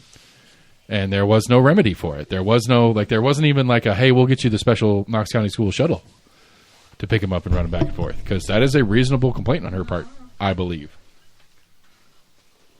I would concur. But I think, I don't know. I get the concern, but you would have to show, it doesn't say anywhere in the article what the kid was doing other than just walking. Right. A mile's a good distance too. Don't get me wrong. That's a long walk. It's a pretty significant walk for a kid just putzing around in the afternoon to walk a mile away from his house. So I have lots of questions. And it sounds like he was supposed to stay home, which you could argue this would have never happened if the kid would have just stayed home alone, which still would have been breaking the law, but... Right. Nobody would have seen it. Right. And as both my kids have told me recently, it's not a crime if you don't get caught. Yeah. And I said, that's not true, but... So I don't know if there's already some kind of an issue between the kid and the mother. I mean, I hate to say it this way, and it sounds crappy, but something needs to happen to make the argument that this is being unsafe. Nothing happened other than somebody saw a 10-year-old walking down the street and called the police. Was the 10-year-old smoking a cigarette? Okay, that's something to talk about. Was the 10-year-old walking in traffic, or was he walking safely on the side of the road? That doesn't say any of that in in the article, but it's like, to me, something needs to have happened for anything for the mother or the kid to be considered doing something unsafe. If nothing happened, if the kid walks a mile, then walks a mile home, come on, what are we doing? Okay, so I guess I have a follow-up question. I don't have the law overturned. I don't know what to tell you. I think it's crazy. That's what I'm trying to say. So, this kid doesn't ride his bike a lot, but he does every once in a while. The other one rides his bike more. So, he goes out and rides his bike through the neighborhood. He's out of sight. Whether I'm home or not, some random neighbor doesn't know that. Right. It's just he's 14 now, 15 or whatever, but 14, fuck, he's almost 15. He's 14 now, and it's a little bit different, and he's an ogre, so he looks like a teenager anyway, like a 16, 17-year-old anyway, so most people wouldn't think twice about it, but I don't know. He's riding his bike through the neighborhood. But some weird concerned grandma down the street goes, there's a kid that's alone down here. I don't know. I guess I was more of a helicopter parent. I am too. They don't get, I don't leave, pre-phones especially, I don't think I ever let either one of them stay home alone or them stay alone together until we had a phone for them. So that it's like, hey, I'm just up the street. I'm running to the grocery store. Need anything? Something happens, call me. Right.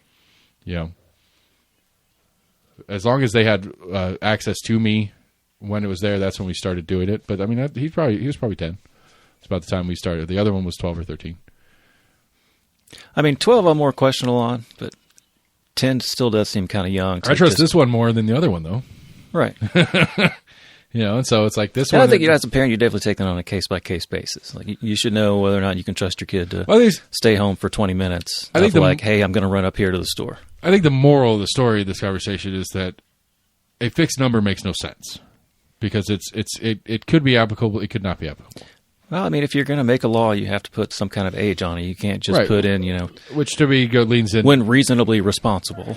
Right, but I think I guess I think that's what I'm advocating for because reasonably responsible would be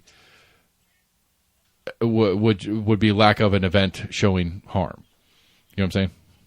Like something needs to happen. No, because it's harder to, I guess, to start and enforce that. If this is a brand new law and you try to go after somebody for it, how do you convict someone of being semi-irresponsible? I mean, I don't being think less than responsible. You can't, and you don't. You just don't get to. I think is the reality here. Something needs to happen. The kid gets hurt, and the neighbor calls the police because the kid is bleeding walking down the street because he cut himself in the kitchen and tried to walk to the hospital or something like that. Because kids' brains do weird. I mean, I can agree with you. And I wonder if something hadn't happened before this. That's right. Or if, the cops go out to, talk to her and she's just, won't stop talking back to him and it's just like, F you, this. I mean, I can't say I would disagree with her. It's like, what's the problem, officer? Well, your kid's walking down the street by himself. Okay, but you're right. The law's on the books. If the law's on the books, then she can't really... They're a law enforcement officer. They are there to administer a law. Right. They're not there to make a judgment call. That's what the courts are for. That's unassuming that the law is on the books, right? Okay. I'm just saying, I'm just kind of giving some what ifs. Like, I've seen enough videos of people just will not just stop giving cops any kind of grief to where if they would have been, just reasonable in talking to the officer, nothing would have ever happened. Cops would have been able to explain something to them. Right. And you could give guff. As soon as you kind of start... You can protest the stupidity of what they're doing without being a dick about it. Right. But to be inversely, it's their job, and it sucks that people are dicks to them about it. But you don't get to react because you're emotional. You shouldn't react emotionally because you're an officer. Somebody who's being mean. They're reacting emotionally, but I mean, they're being mean to me, so I arrested them. Well, I mean, they're being uncooperative. Is that a better word? No, they were doing exactly as they were told to do. This is an arrestable offense. They have discretion in that to where they could have cited her and been like, "Hey, you got a court date." Look, but even that though, it's not clear that it's a law either, because it says in there that according to her attorney, at least, that is not what the law says, and that's all the article covers on it. I don't know. Yeah, I mean that was maybe this is where we're talking against each other, not knowing the facts, which we don't.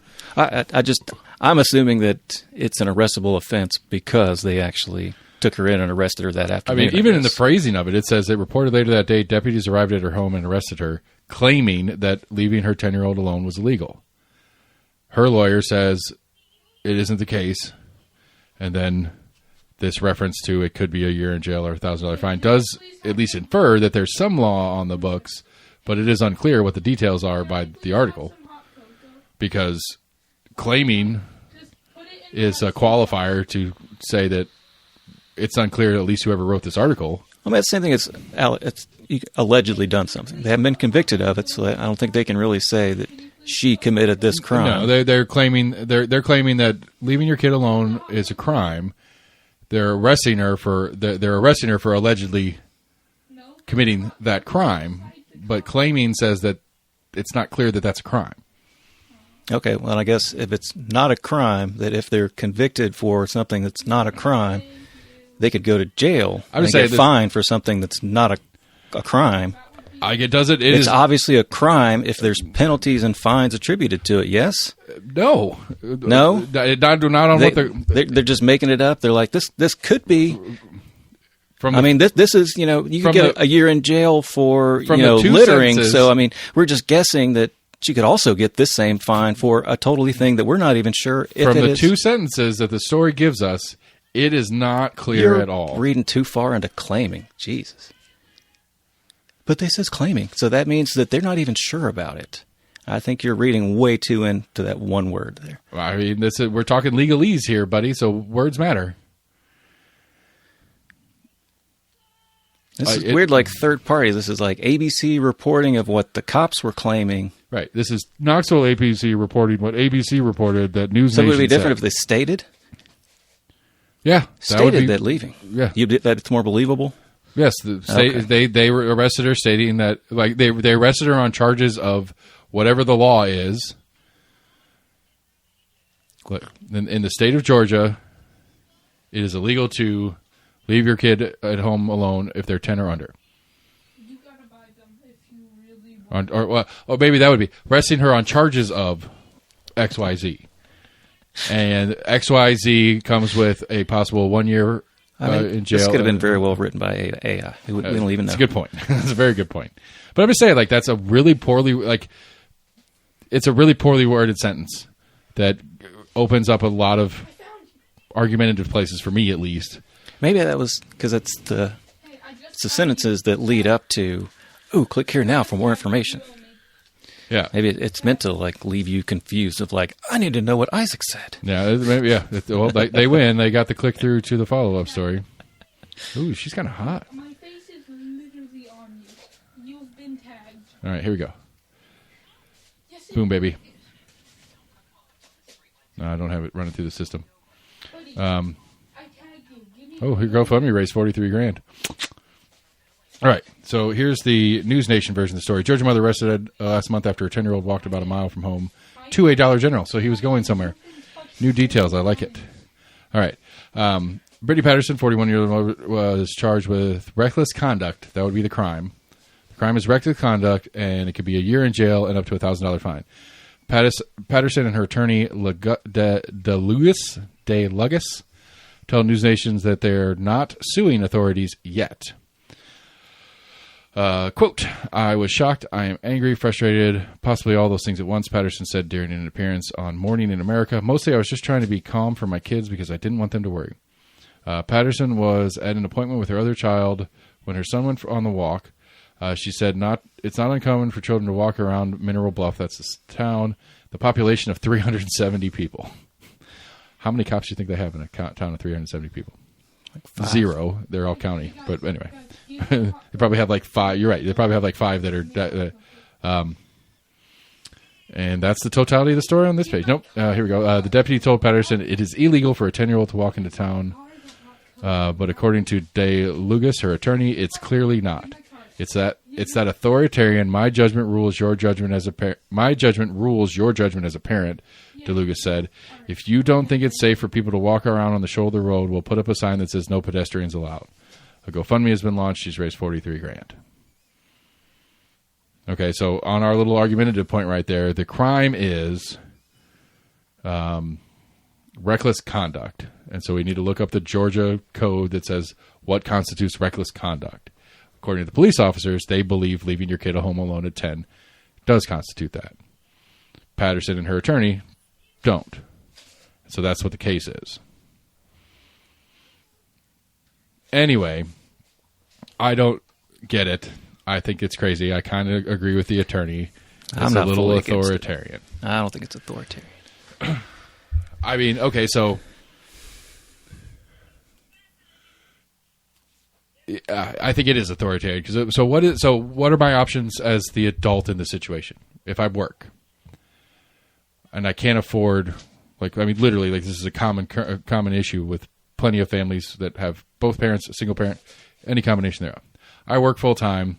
I can get the kids to school in the morning, but school lets out for elementary school kids here at 2:45. I don't get off work till 5. What can I do with my kid for that 2 hours and 15 minutes? Can't bring him to work with me. I can't afford childcare. What are my options? My parents took me to work sometimes. I mean, I understand it's a fucking dilemma, but I don't think that's an automatic pass of, I got nothing else I could do, so I just let him wander around outside for 2 hours while I was working and just cross my fingers. So when you were in Ohio or you were in Georgia? When you were in elementary, middle school, what did you do after school? regardless of what your parents are doing. The parents home or alone doesn't matter. No, that's not what I'm asking. Like, what did you I do? had a babysitter most of the time. But what did you do? Like, what did you physically do? Did you go to a friend's house? Did you go hang out in the neighborhood? Okay, so what we did, it's almost exactly what this kid did. We walked about a mile to the Kmart through private property, no less, and one of my buddies got shot by the farmer, which is a whole sub-story on our way up there. When we walked around the neighborhood, I didn't have too many friends in the tiny town I was in. Right, which seems like this kid didn't either, and so he walked to the Dollar General to hang out with any other human beings he could find. I don't think he went there to go hang out. He probably just went to go buy something. I'm like, I'm going to go get a soda or something. It's not bad either. But, I mean, I don't know. Maybe this is just different, my different take on it from the way I did it, because me at that age, that's what we were doing. Like, we get home from school. My mom was probably home most of the time. She went back to work about when I was about that age, when my mom went back to work.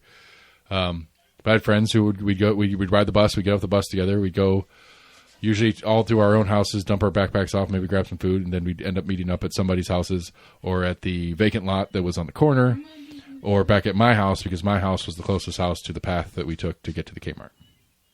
Like, that was our normal day to day. When you were around 10? Yeah. How old are you? What grade are you in 10? Oh. You're third, fourth grade? Yeah. Yeah. Yes, I don't think I ever made it a mile away from the house at third and fourth grade. It would have been... Like, I went a couple of houses down. That was about it.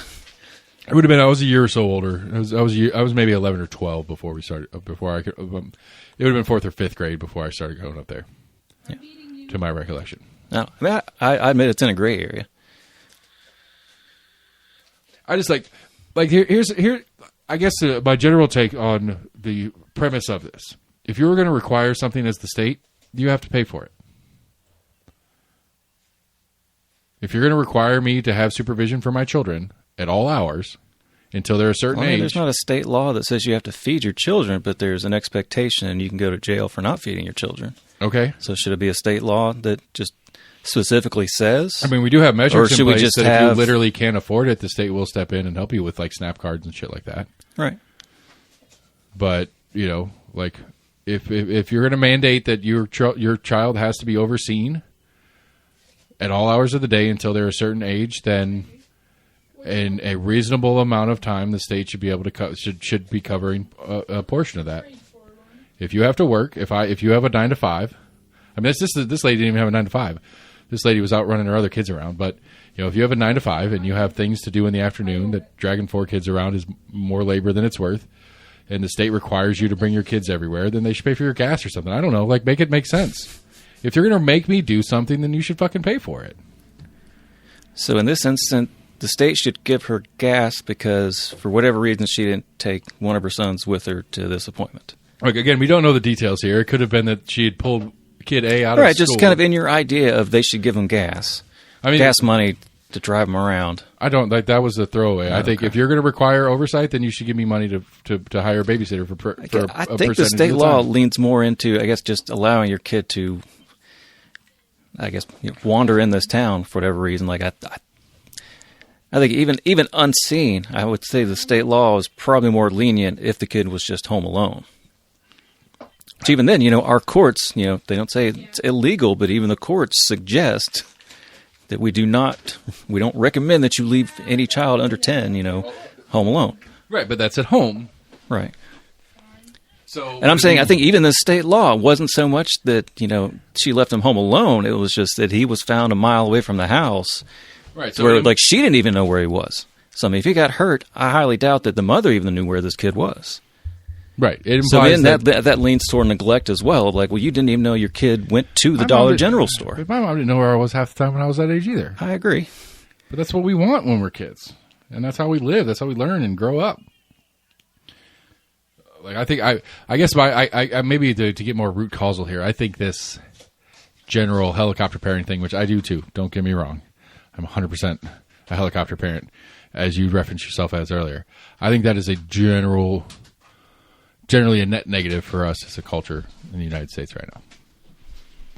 And I think a law like this enforces that. Anything too far, it can be that way. I think a law like this reinforces helicopter parenting and makes it illegal to not be a helicopter parent at some point.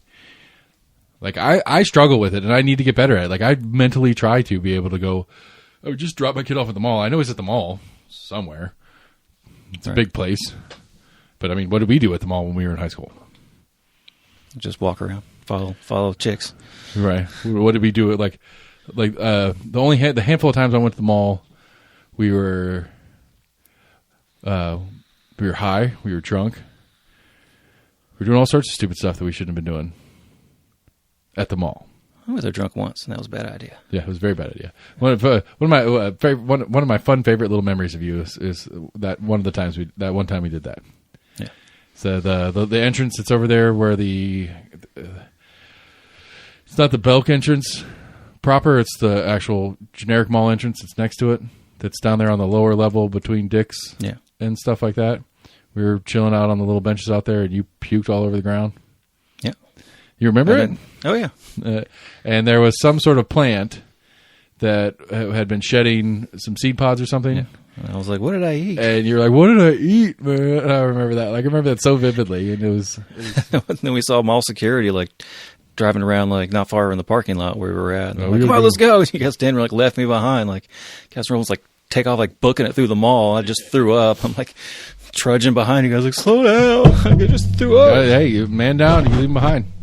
I guess. Don't take everybody You guys down for with my the ship. ride. But, I mean, we can't all go down. It's our friend's grandfather's old, like, homemade blueberry wine, I think was what it was. It was not. It was red. I remember it came out red.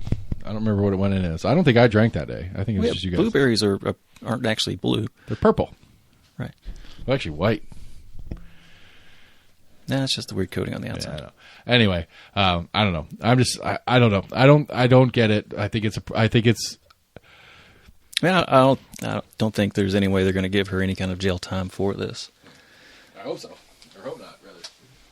I mean, some of these things are meant to be a little bit more of like a learning experience. You know, a lot of cops, people get pulled over for speeding. More often than not, you're going to get a warning, and it's more of just try to encourage you, like, hey, keep speeding. Like, you're going to get pulled over, and eventually you're going to get a ticket. And I'm going to give you a warning this time.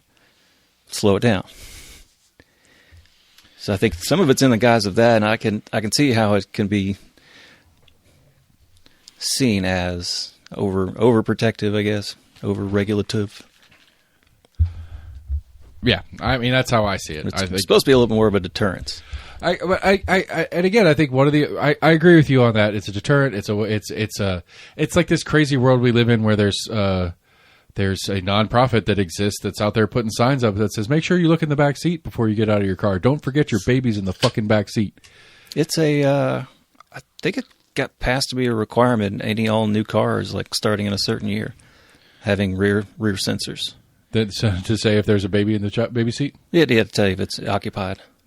I think my car even has it.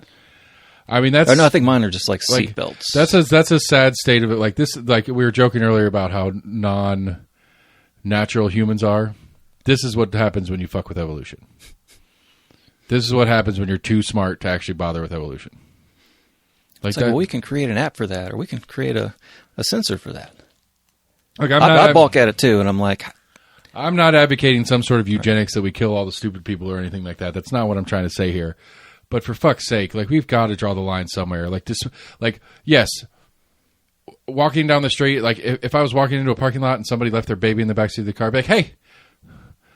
And if they ignored me and went inside, I would call the cops. Yes, absolutely, 100%. I'd probably break the window and get that kid out of there if it was hot outside, like so they don't suffocate like a fucking dog or whatever. Which that's legal too. I can break into somebody else's car if they lock their dog inside. That's weirdism, but you know, like I don't know, man. Like at some point, we just got to kind of let the chips go a little bit. Like we can't just keep on. Like we can't. I guess you can't criminalize stupidity. If you're going to continue to criminalize stupidity, I don't know what. Like what are we doing? It doesn't make sense. I don't think we have criminalized stupidity. It is a crime to let your kid. Like, well, maybe not the kid at home, but it's a crime. Like leaving your kid in the backseat of the car is criminal. Leaving your kid in the backseat of the car is criminal. I believe so. If letting your kid stay home alone and possibly walk to the store a mile from the house by themselves is criminal, and leaving a baby in the backseat of a car when you go inside a store is not, then I don't know what the fuck to say, because that's fucking crazy. See, it's still being a crime, but I mean, leaving the kid in the back, that's an accident. I don't think this woman, she didn't accidentally leave her one kid home alone. Okay. I guess that's only my kind of like splitting the two on that. Yeah, but it's still. I mean, Maybe it's a lot of crime isn't, you know, a lot of crime goes to intent. Sure, and you might intentionally have left the kid in the backseat alone. Because I was just running to grab a pack of cigarettes. It's only going to be a second.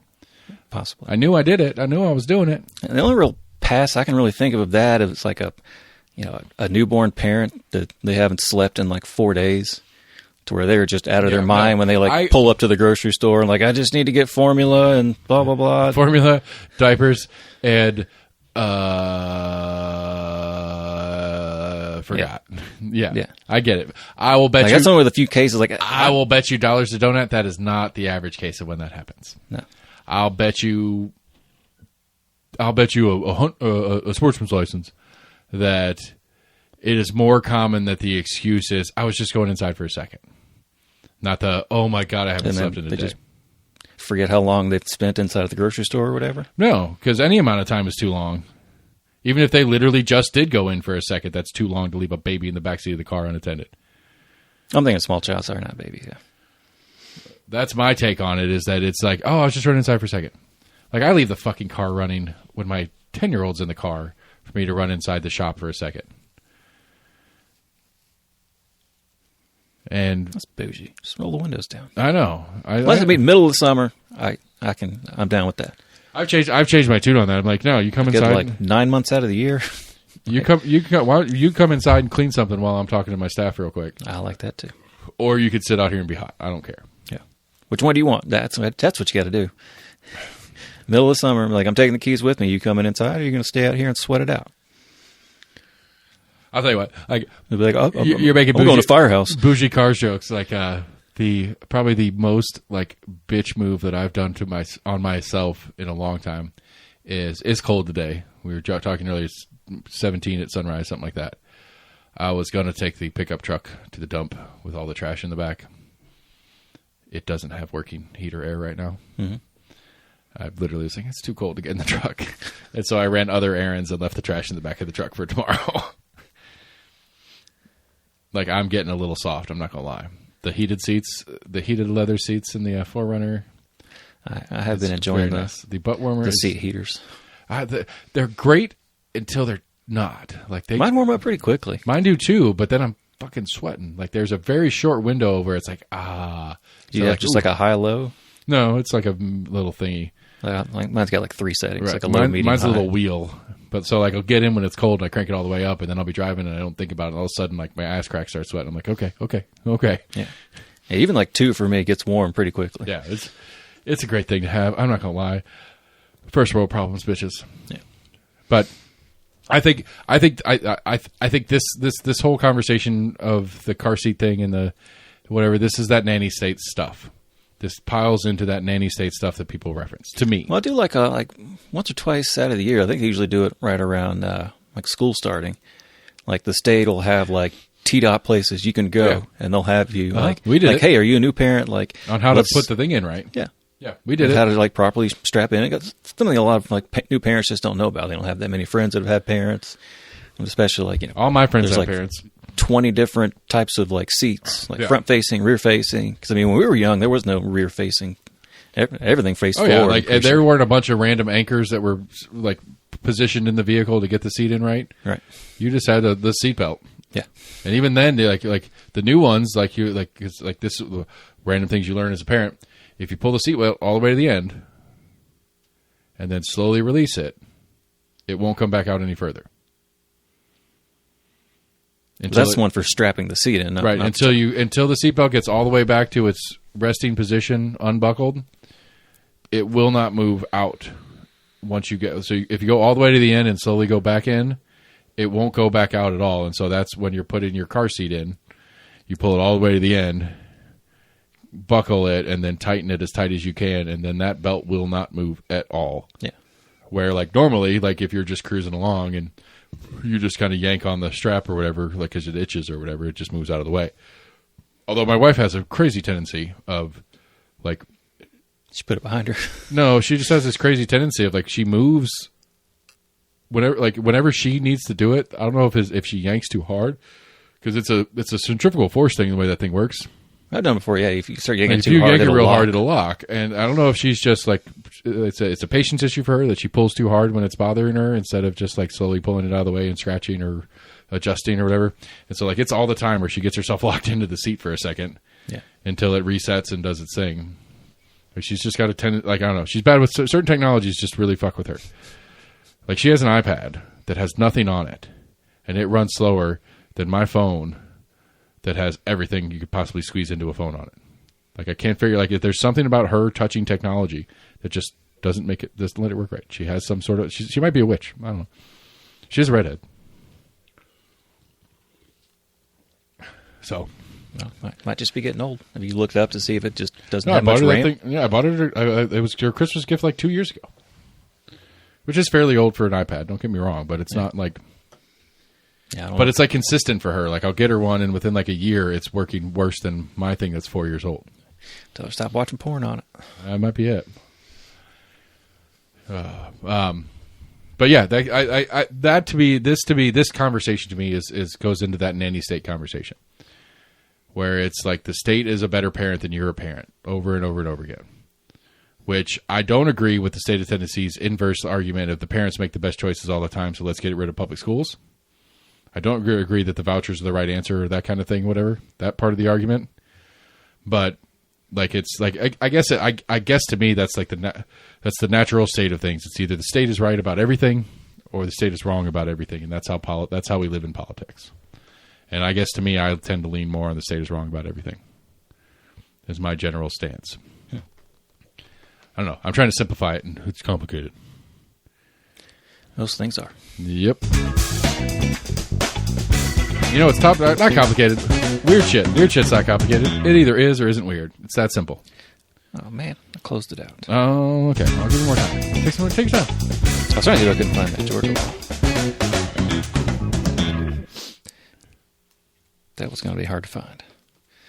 Got Philadelphians will channel their inner Italian stallion at Rocky Adrian lookalike contest. Oh, man. I was hoping they were going to do a stair race. That would be crazy. I did see something years ago that if you took the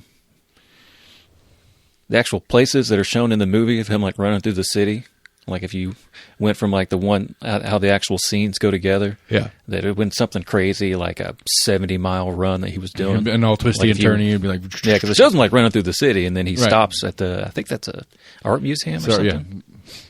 Going up those stairs. Right. I mean, it's kind of neat. Like, it's got that statue is there, Yeah.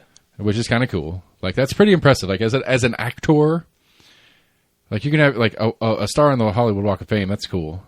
But you have a statue built for you at a museum of art because you used it in one of your movies, and it was so iconic that they made that a staple. That's pretty fucking cool. Oh, I always thought it was after like the person that the movie was based on. No, it was that.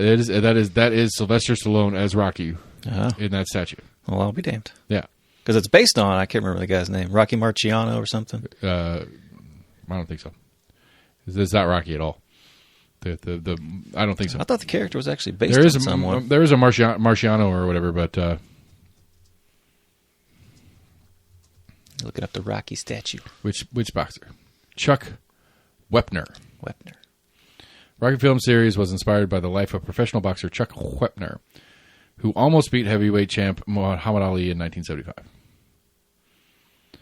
He was the Great White Hope.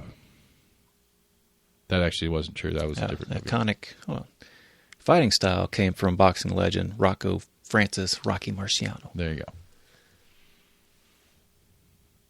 Well, the story of the film was inspired by Chuck Wepner versus Ali.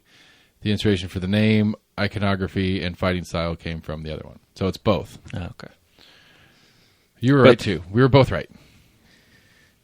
Yeah, I never knew the statue was actually about him. Yeah, because I don't think Marciano is from Philly. I think Chuck might be. Got a football one here.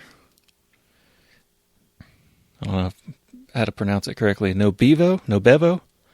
SEC tells Texas there's no room for its 1,700-pound Longhorn at title game versus Georgia. Nice. Good. Is it Bevo or Bevo? That's a big fucking animal. Speaking Yep, of, it's damn near a ton. Speaking of, to go back to the beginning of last week's episode, the as of right now, we are going to Ohio State, not playing Georgia again. And I can't see a scenario where we'll play Georgia. Like, I couldn't see a scenario last week. Even if Georgia loses?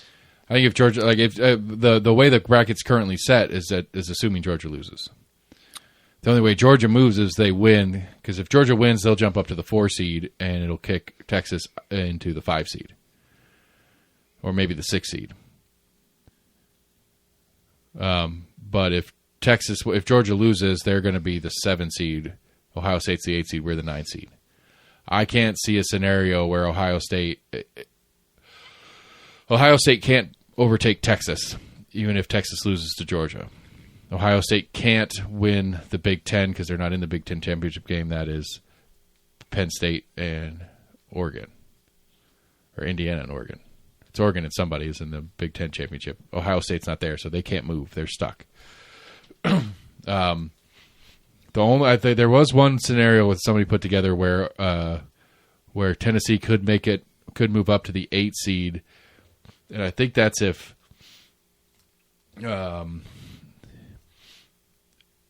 Clemson beats SMU in the ACC championship, Clemson will automatically be the 4 seed, which would kick SMU out of the current 3 seed, which would kick Alabama probably out of the tournament altogether, which would then kick SMU into like the 11 seed. But it still doesn't necessarily mean we would move from the 9 to the 8. So I think we're still the 9 seed either way. That shouldn't change us. Like, that shouldn't move us up. If anything, that would move us down to a 10, which may put us at Penn State instead of Ohio State. Cool. Like, it's fun. This is what college ball. This is what's fun about college ball to me. That's the difference in pro and college ball, is that like it's complicated, but it's also arguments, or your argument feelings. Where pro ball, there's no argument, there's no conversation. You won this many games, you lost this many games, you're in this division, this is where you are. Right. You've got a lot less teams to kind of waffle over. Right. But there is no waffling. Like, well, 4 weeks ago when you played a number 7 seed. Right, but it's formulaic though. There's no seeding, it's formulaic. It's you win this many games, you lose this many games. The other people in your division did X, Y, and Z. The other people in your conference did. Right, I'm talking about college. Yeah. College is all about the waffle and the argument. It was like coaches and like who all's in the AP poll.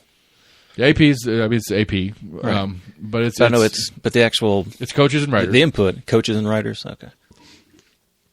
I think some commentators. Who was it? It was a game I was watching a couple weeks ago. One of the guys who was calling the game is on the AP poll, but it's not the AP poll, but it is the AP poll. The college football committee is the one that has put the system in place, and then the rules on how the system works. And so it's a combination of a bunch of different things. Anyway, get weird one more time. We'll be right back.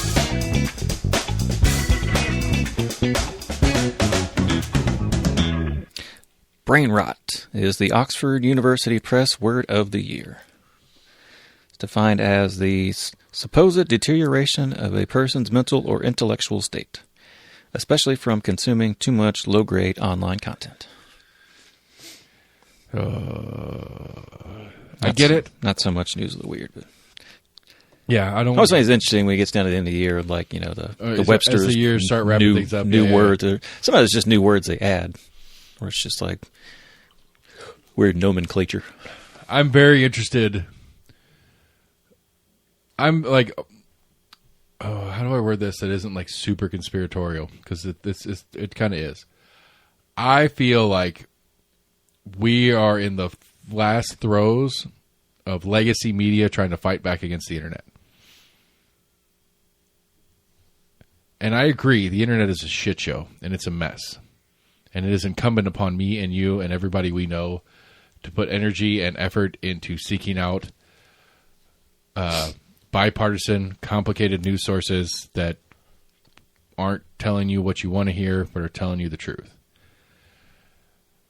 But I think like major especially cable news, but like major news is dead. Like it's dead. Other than like your quick local break and stuff like that, your very cursory top level headline stories of nationally.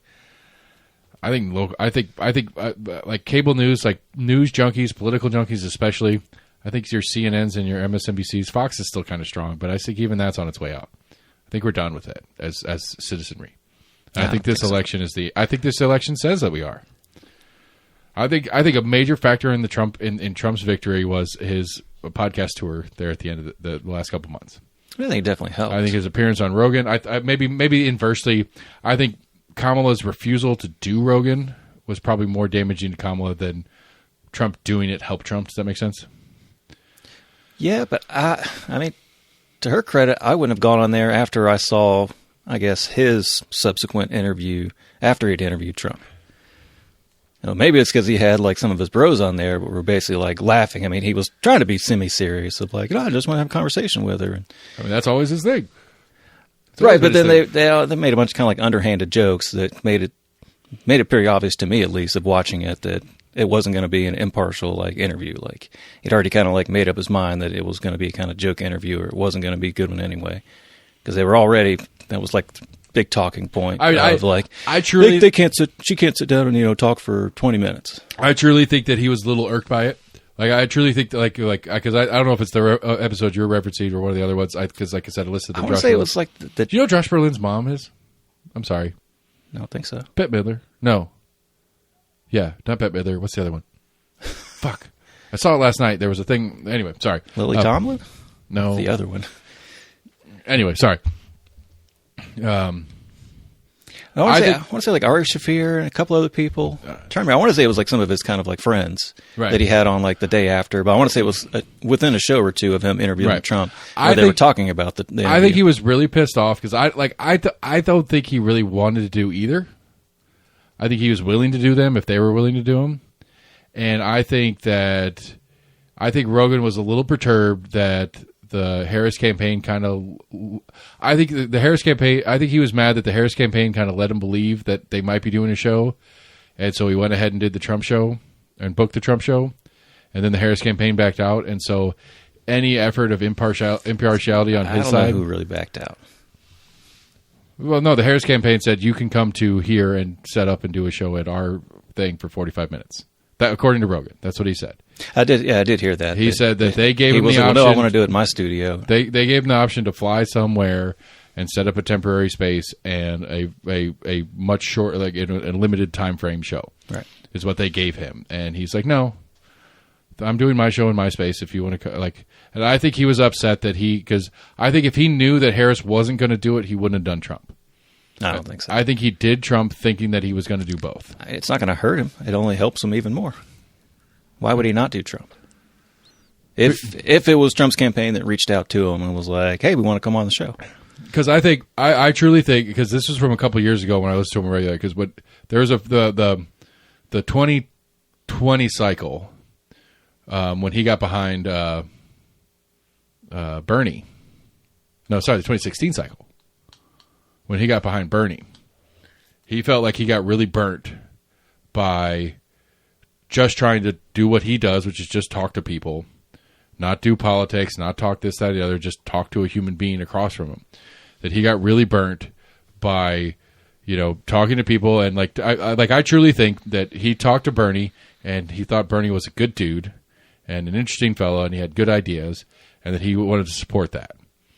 I think that if anybody else had come on in the Democrat, if Hillary Clinton would have come on and made her pitch, he would have had to make a choice, and he didn't get that opportunity. And I think that he got really burnt by how much heat he got by literally just talking to somebody and saying, hey, I thought he was a cool dude. I support what he's doing. Who was he getting heat from? A lot of people. Like who? What? Like the whole Hillary Clinton complex was shitting all over him for being for whatever they were shitting on Bernie at the time for. Like all the Bernie bros, the little Nazi Bernie bros that were running around and all that shit. Do you not remember any of that? No. Rogan was. I mean, Bernie's always had his followers. Rogan is been added to the Nazi Bernie bros kind of shit. Like, whatever, it doesn't matter. I think he got really burnt on that, and And I think he had initially consciously made an effort to try to step out of doing political shows, which he did for a long time. I don't think he did any of the 2020 election campaign stuff. He did no major candidates then. He didn't do I think he likes what's her name from Hawaii a lot as a person, and he's Tulsi. He's had Tulsi on a couple times in the interim, but not in the campaign stuff. Just to talk to Tulsi. He had Tulsi on after the big fire in Maui. Yeah, and talked to her about the fire and the devastation and what was going on and what support they were getting from the states and all that stuff. But he didn't talk to her in campaign cycle stuff, and so he consciously stopped doing campaign stuff because he didn't want to support it because he was getting burnt on just trying to talk to people became doing something, and he wasn't. And I still remember after he came out and said that how he kind of liked RFK Jr. Right, and then Trump came out right after that and was like, "Oh, we'll see how much he gets booed at the next UFC event." Mm-hmm. Which made Rogan have to turn right back around like, whoa, I got to put out this announcement that I wasn't endorsing RFK Jr. Right. That's fucked up. That he had to like cowtail back and be like, no, I wasn't saying that. I wasn't saying that at all.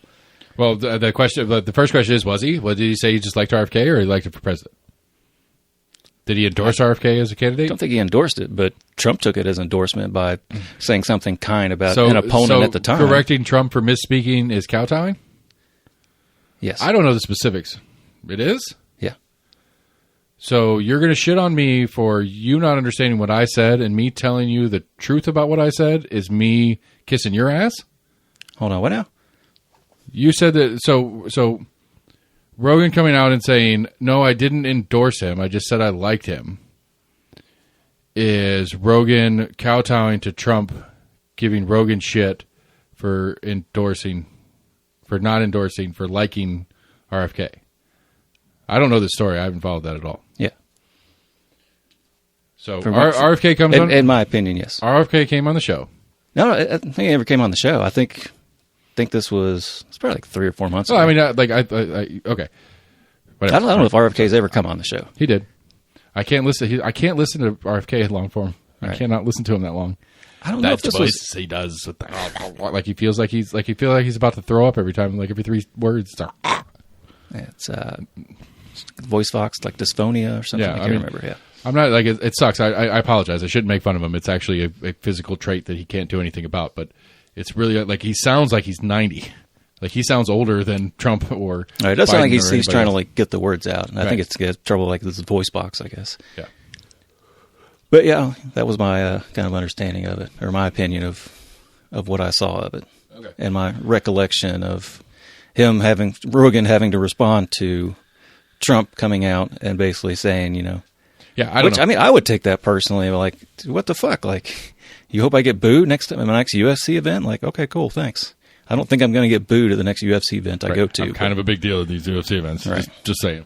But he also knows that Trump has a big following, and if Trump doesn't like you, a lot of people will follow that logic. When he had Trump on, he talked about, he's like, I wouldn't have had, I don't think this would have happened if I wasn't good friends with Dana. Dana loves Trump. Yeah, I don't know. And so, Rogan told Trump this on the show. It's like, Dana said that I should talk to you. I wasn't planning on talking to you in the first place, but things started happening or whatever, and the Dana said you should talk to him. And I trust Dana. I've known Dana for years, blah, blah, blah, blah, blah. He said I should talk to you and meet you and do a show, and so we're doing a show. Yeah. And so maybe that was part of what, I don't know. I'm inserting stuff because I'm a fan. Right. Maybe Rogan was kind of trying to backpedal a little bit because he didn't want to give Dana heat because it's his friend. He didn't mean to accidentally put heat on Dana and put Dana in a position where he has to pick Trump over him or whatever. I don't know. Doesn't matter. I don't think. Again, I haven't listened to it as regularly as I used to, but from my take on it, I think Rogan felt like he got burnt by the Harris campaign because they half agreed to do some stuff. He does the Trump one, and then they back out, and he doesn't get. I don't know what's happening behind the scenes. I'm assuming both parties showed interest in it. He doesn't get to try to at least be fair and balanced about his interview, at least interviewees. Right. It's like because he would again. I'm a fan, so take that for what it's worth, or whatever. But I think he would talk to anybody if he thought it was interesting. If he thought it'd be something interesting to talk about. You're running for fucking president? It sounds pretty interesting. Let's talk about it. Why on God's green earth do you want to run for president? The other thing I just found odd was these going on different podcasts. Because Trump had sat down with like Theo Vaughn before that. Yeah, he went on Theo Vaughn. He went on Schultz's cast. That's right. I think that's Trump. I think that's one of the things that Trump's good at is he has a little bit better pulse on culture, and he knows that a lot of people are listening to podcasts and they're not watching Fox News anymore. That's where we started on this conversation. Right. Like, I mean, I think especially the younger crowd. If you want younger voters, if you want younger people to get active in whatever it is you're talking about, going on Fox News or CNBC or whatever ain't going to do shit for you. I mean, I've looked at numbers, but I don't think... I know they went down right after the election. I think I saw like NBC lost like a bunch of viewers. I don't know if that's subscribers to the news platform or subscribers to like the... Well, it's a different... Okay, so the way the metrics works are a little funky different, but the way, like the way cable news, like the demographic that everybody talks about is like that 35 to 55 demographic or whatever. And most, like even the big shows, even when Tucker was still on Fox News, Tucker didn't do anything close to Trump, what Trump was doing. Or, sorry, Rogan. Like, Rogan was beating the shit out. There's nobody that any combined 3 hours on Fox News didn't match a single episode of Rogan. Right. That's a little bit format, but yeah, I understand. Right. And so the format's a little funky different because it just is. Because, like, I mean, but either way, like, Breaking Points talks about it a lot, and it's a little bit of a brag on their part, but it's like they do, like, about an hour, 20 minute, 5 days a week.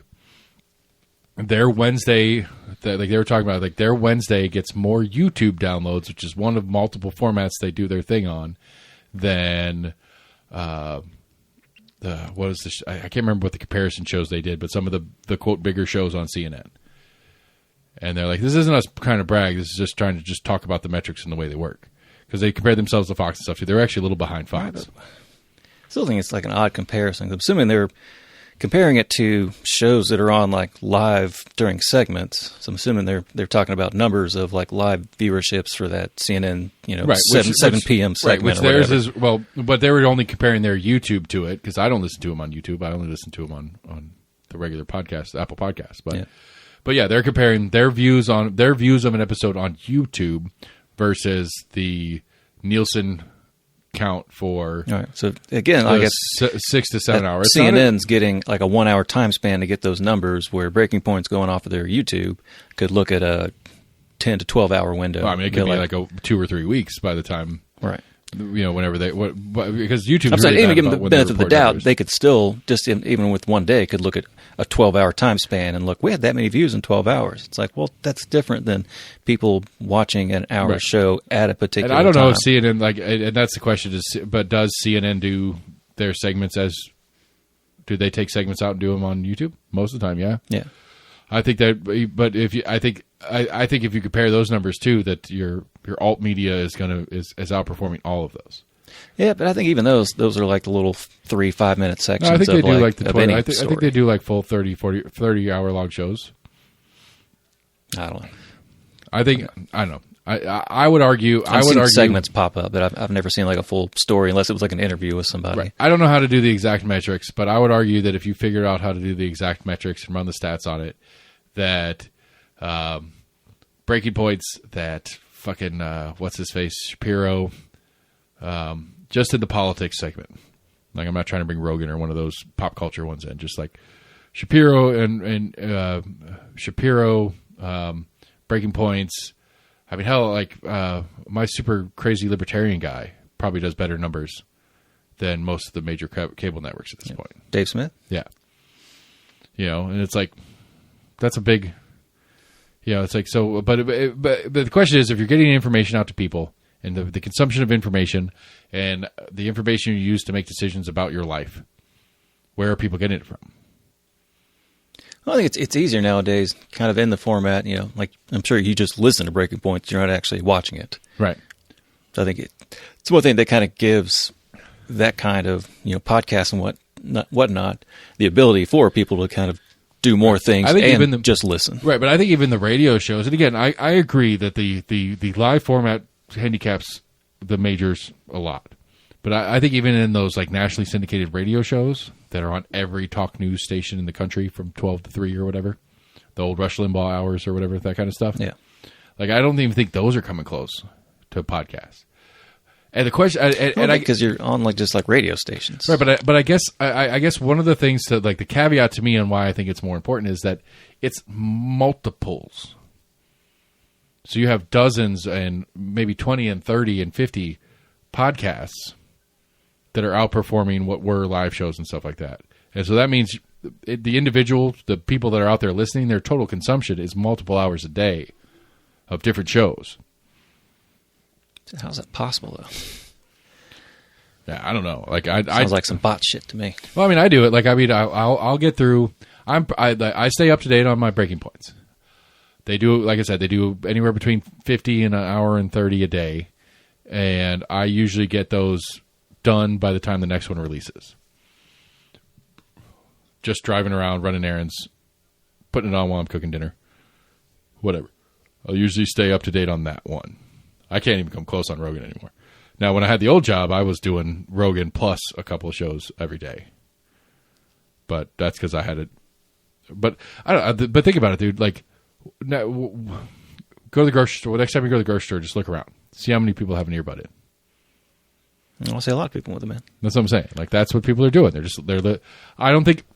I'm sure Spotify has some crazy numbers too, but I think more people are listening to some sort of podcast than they are listening to music when they're out in public.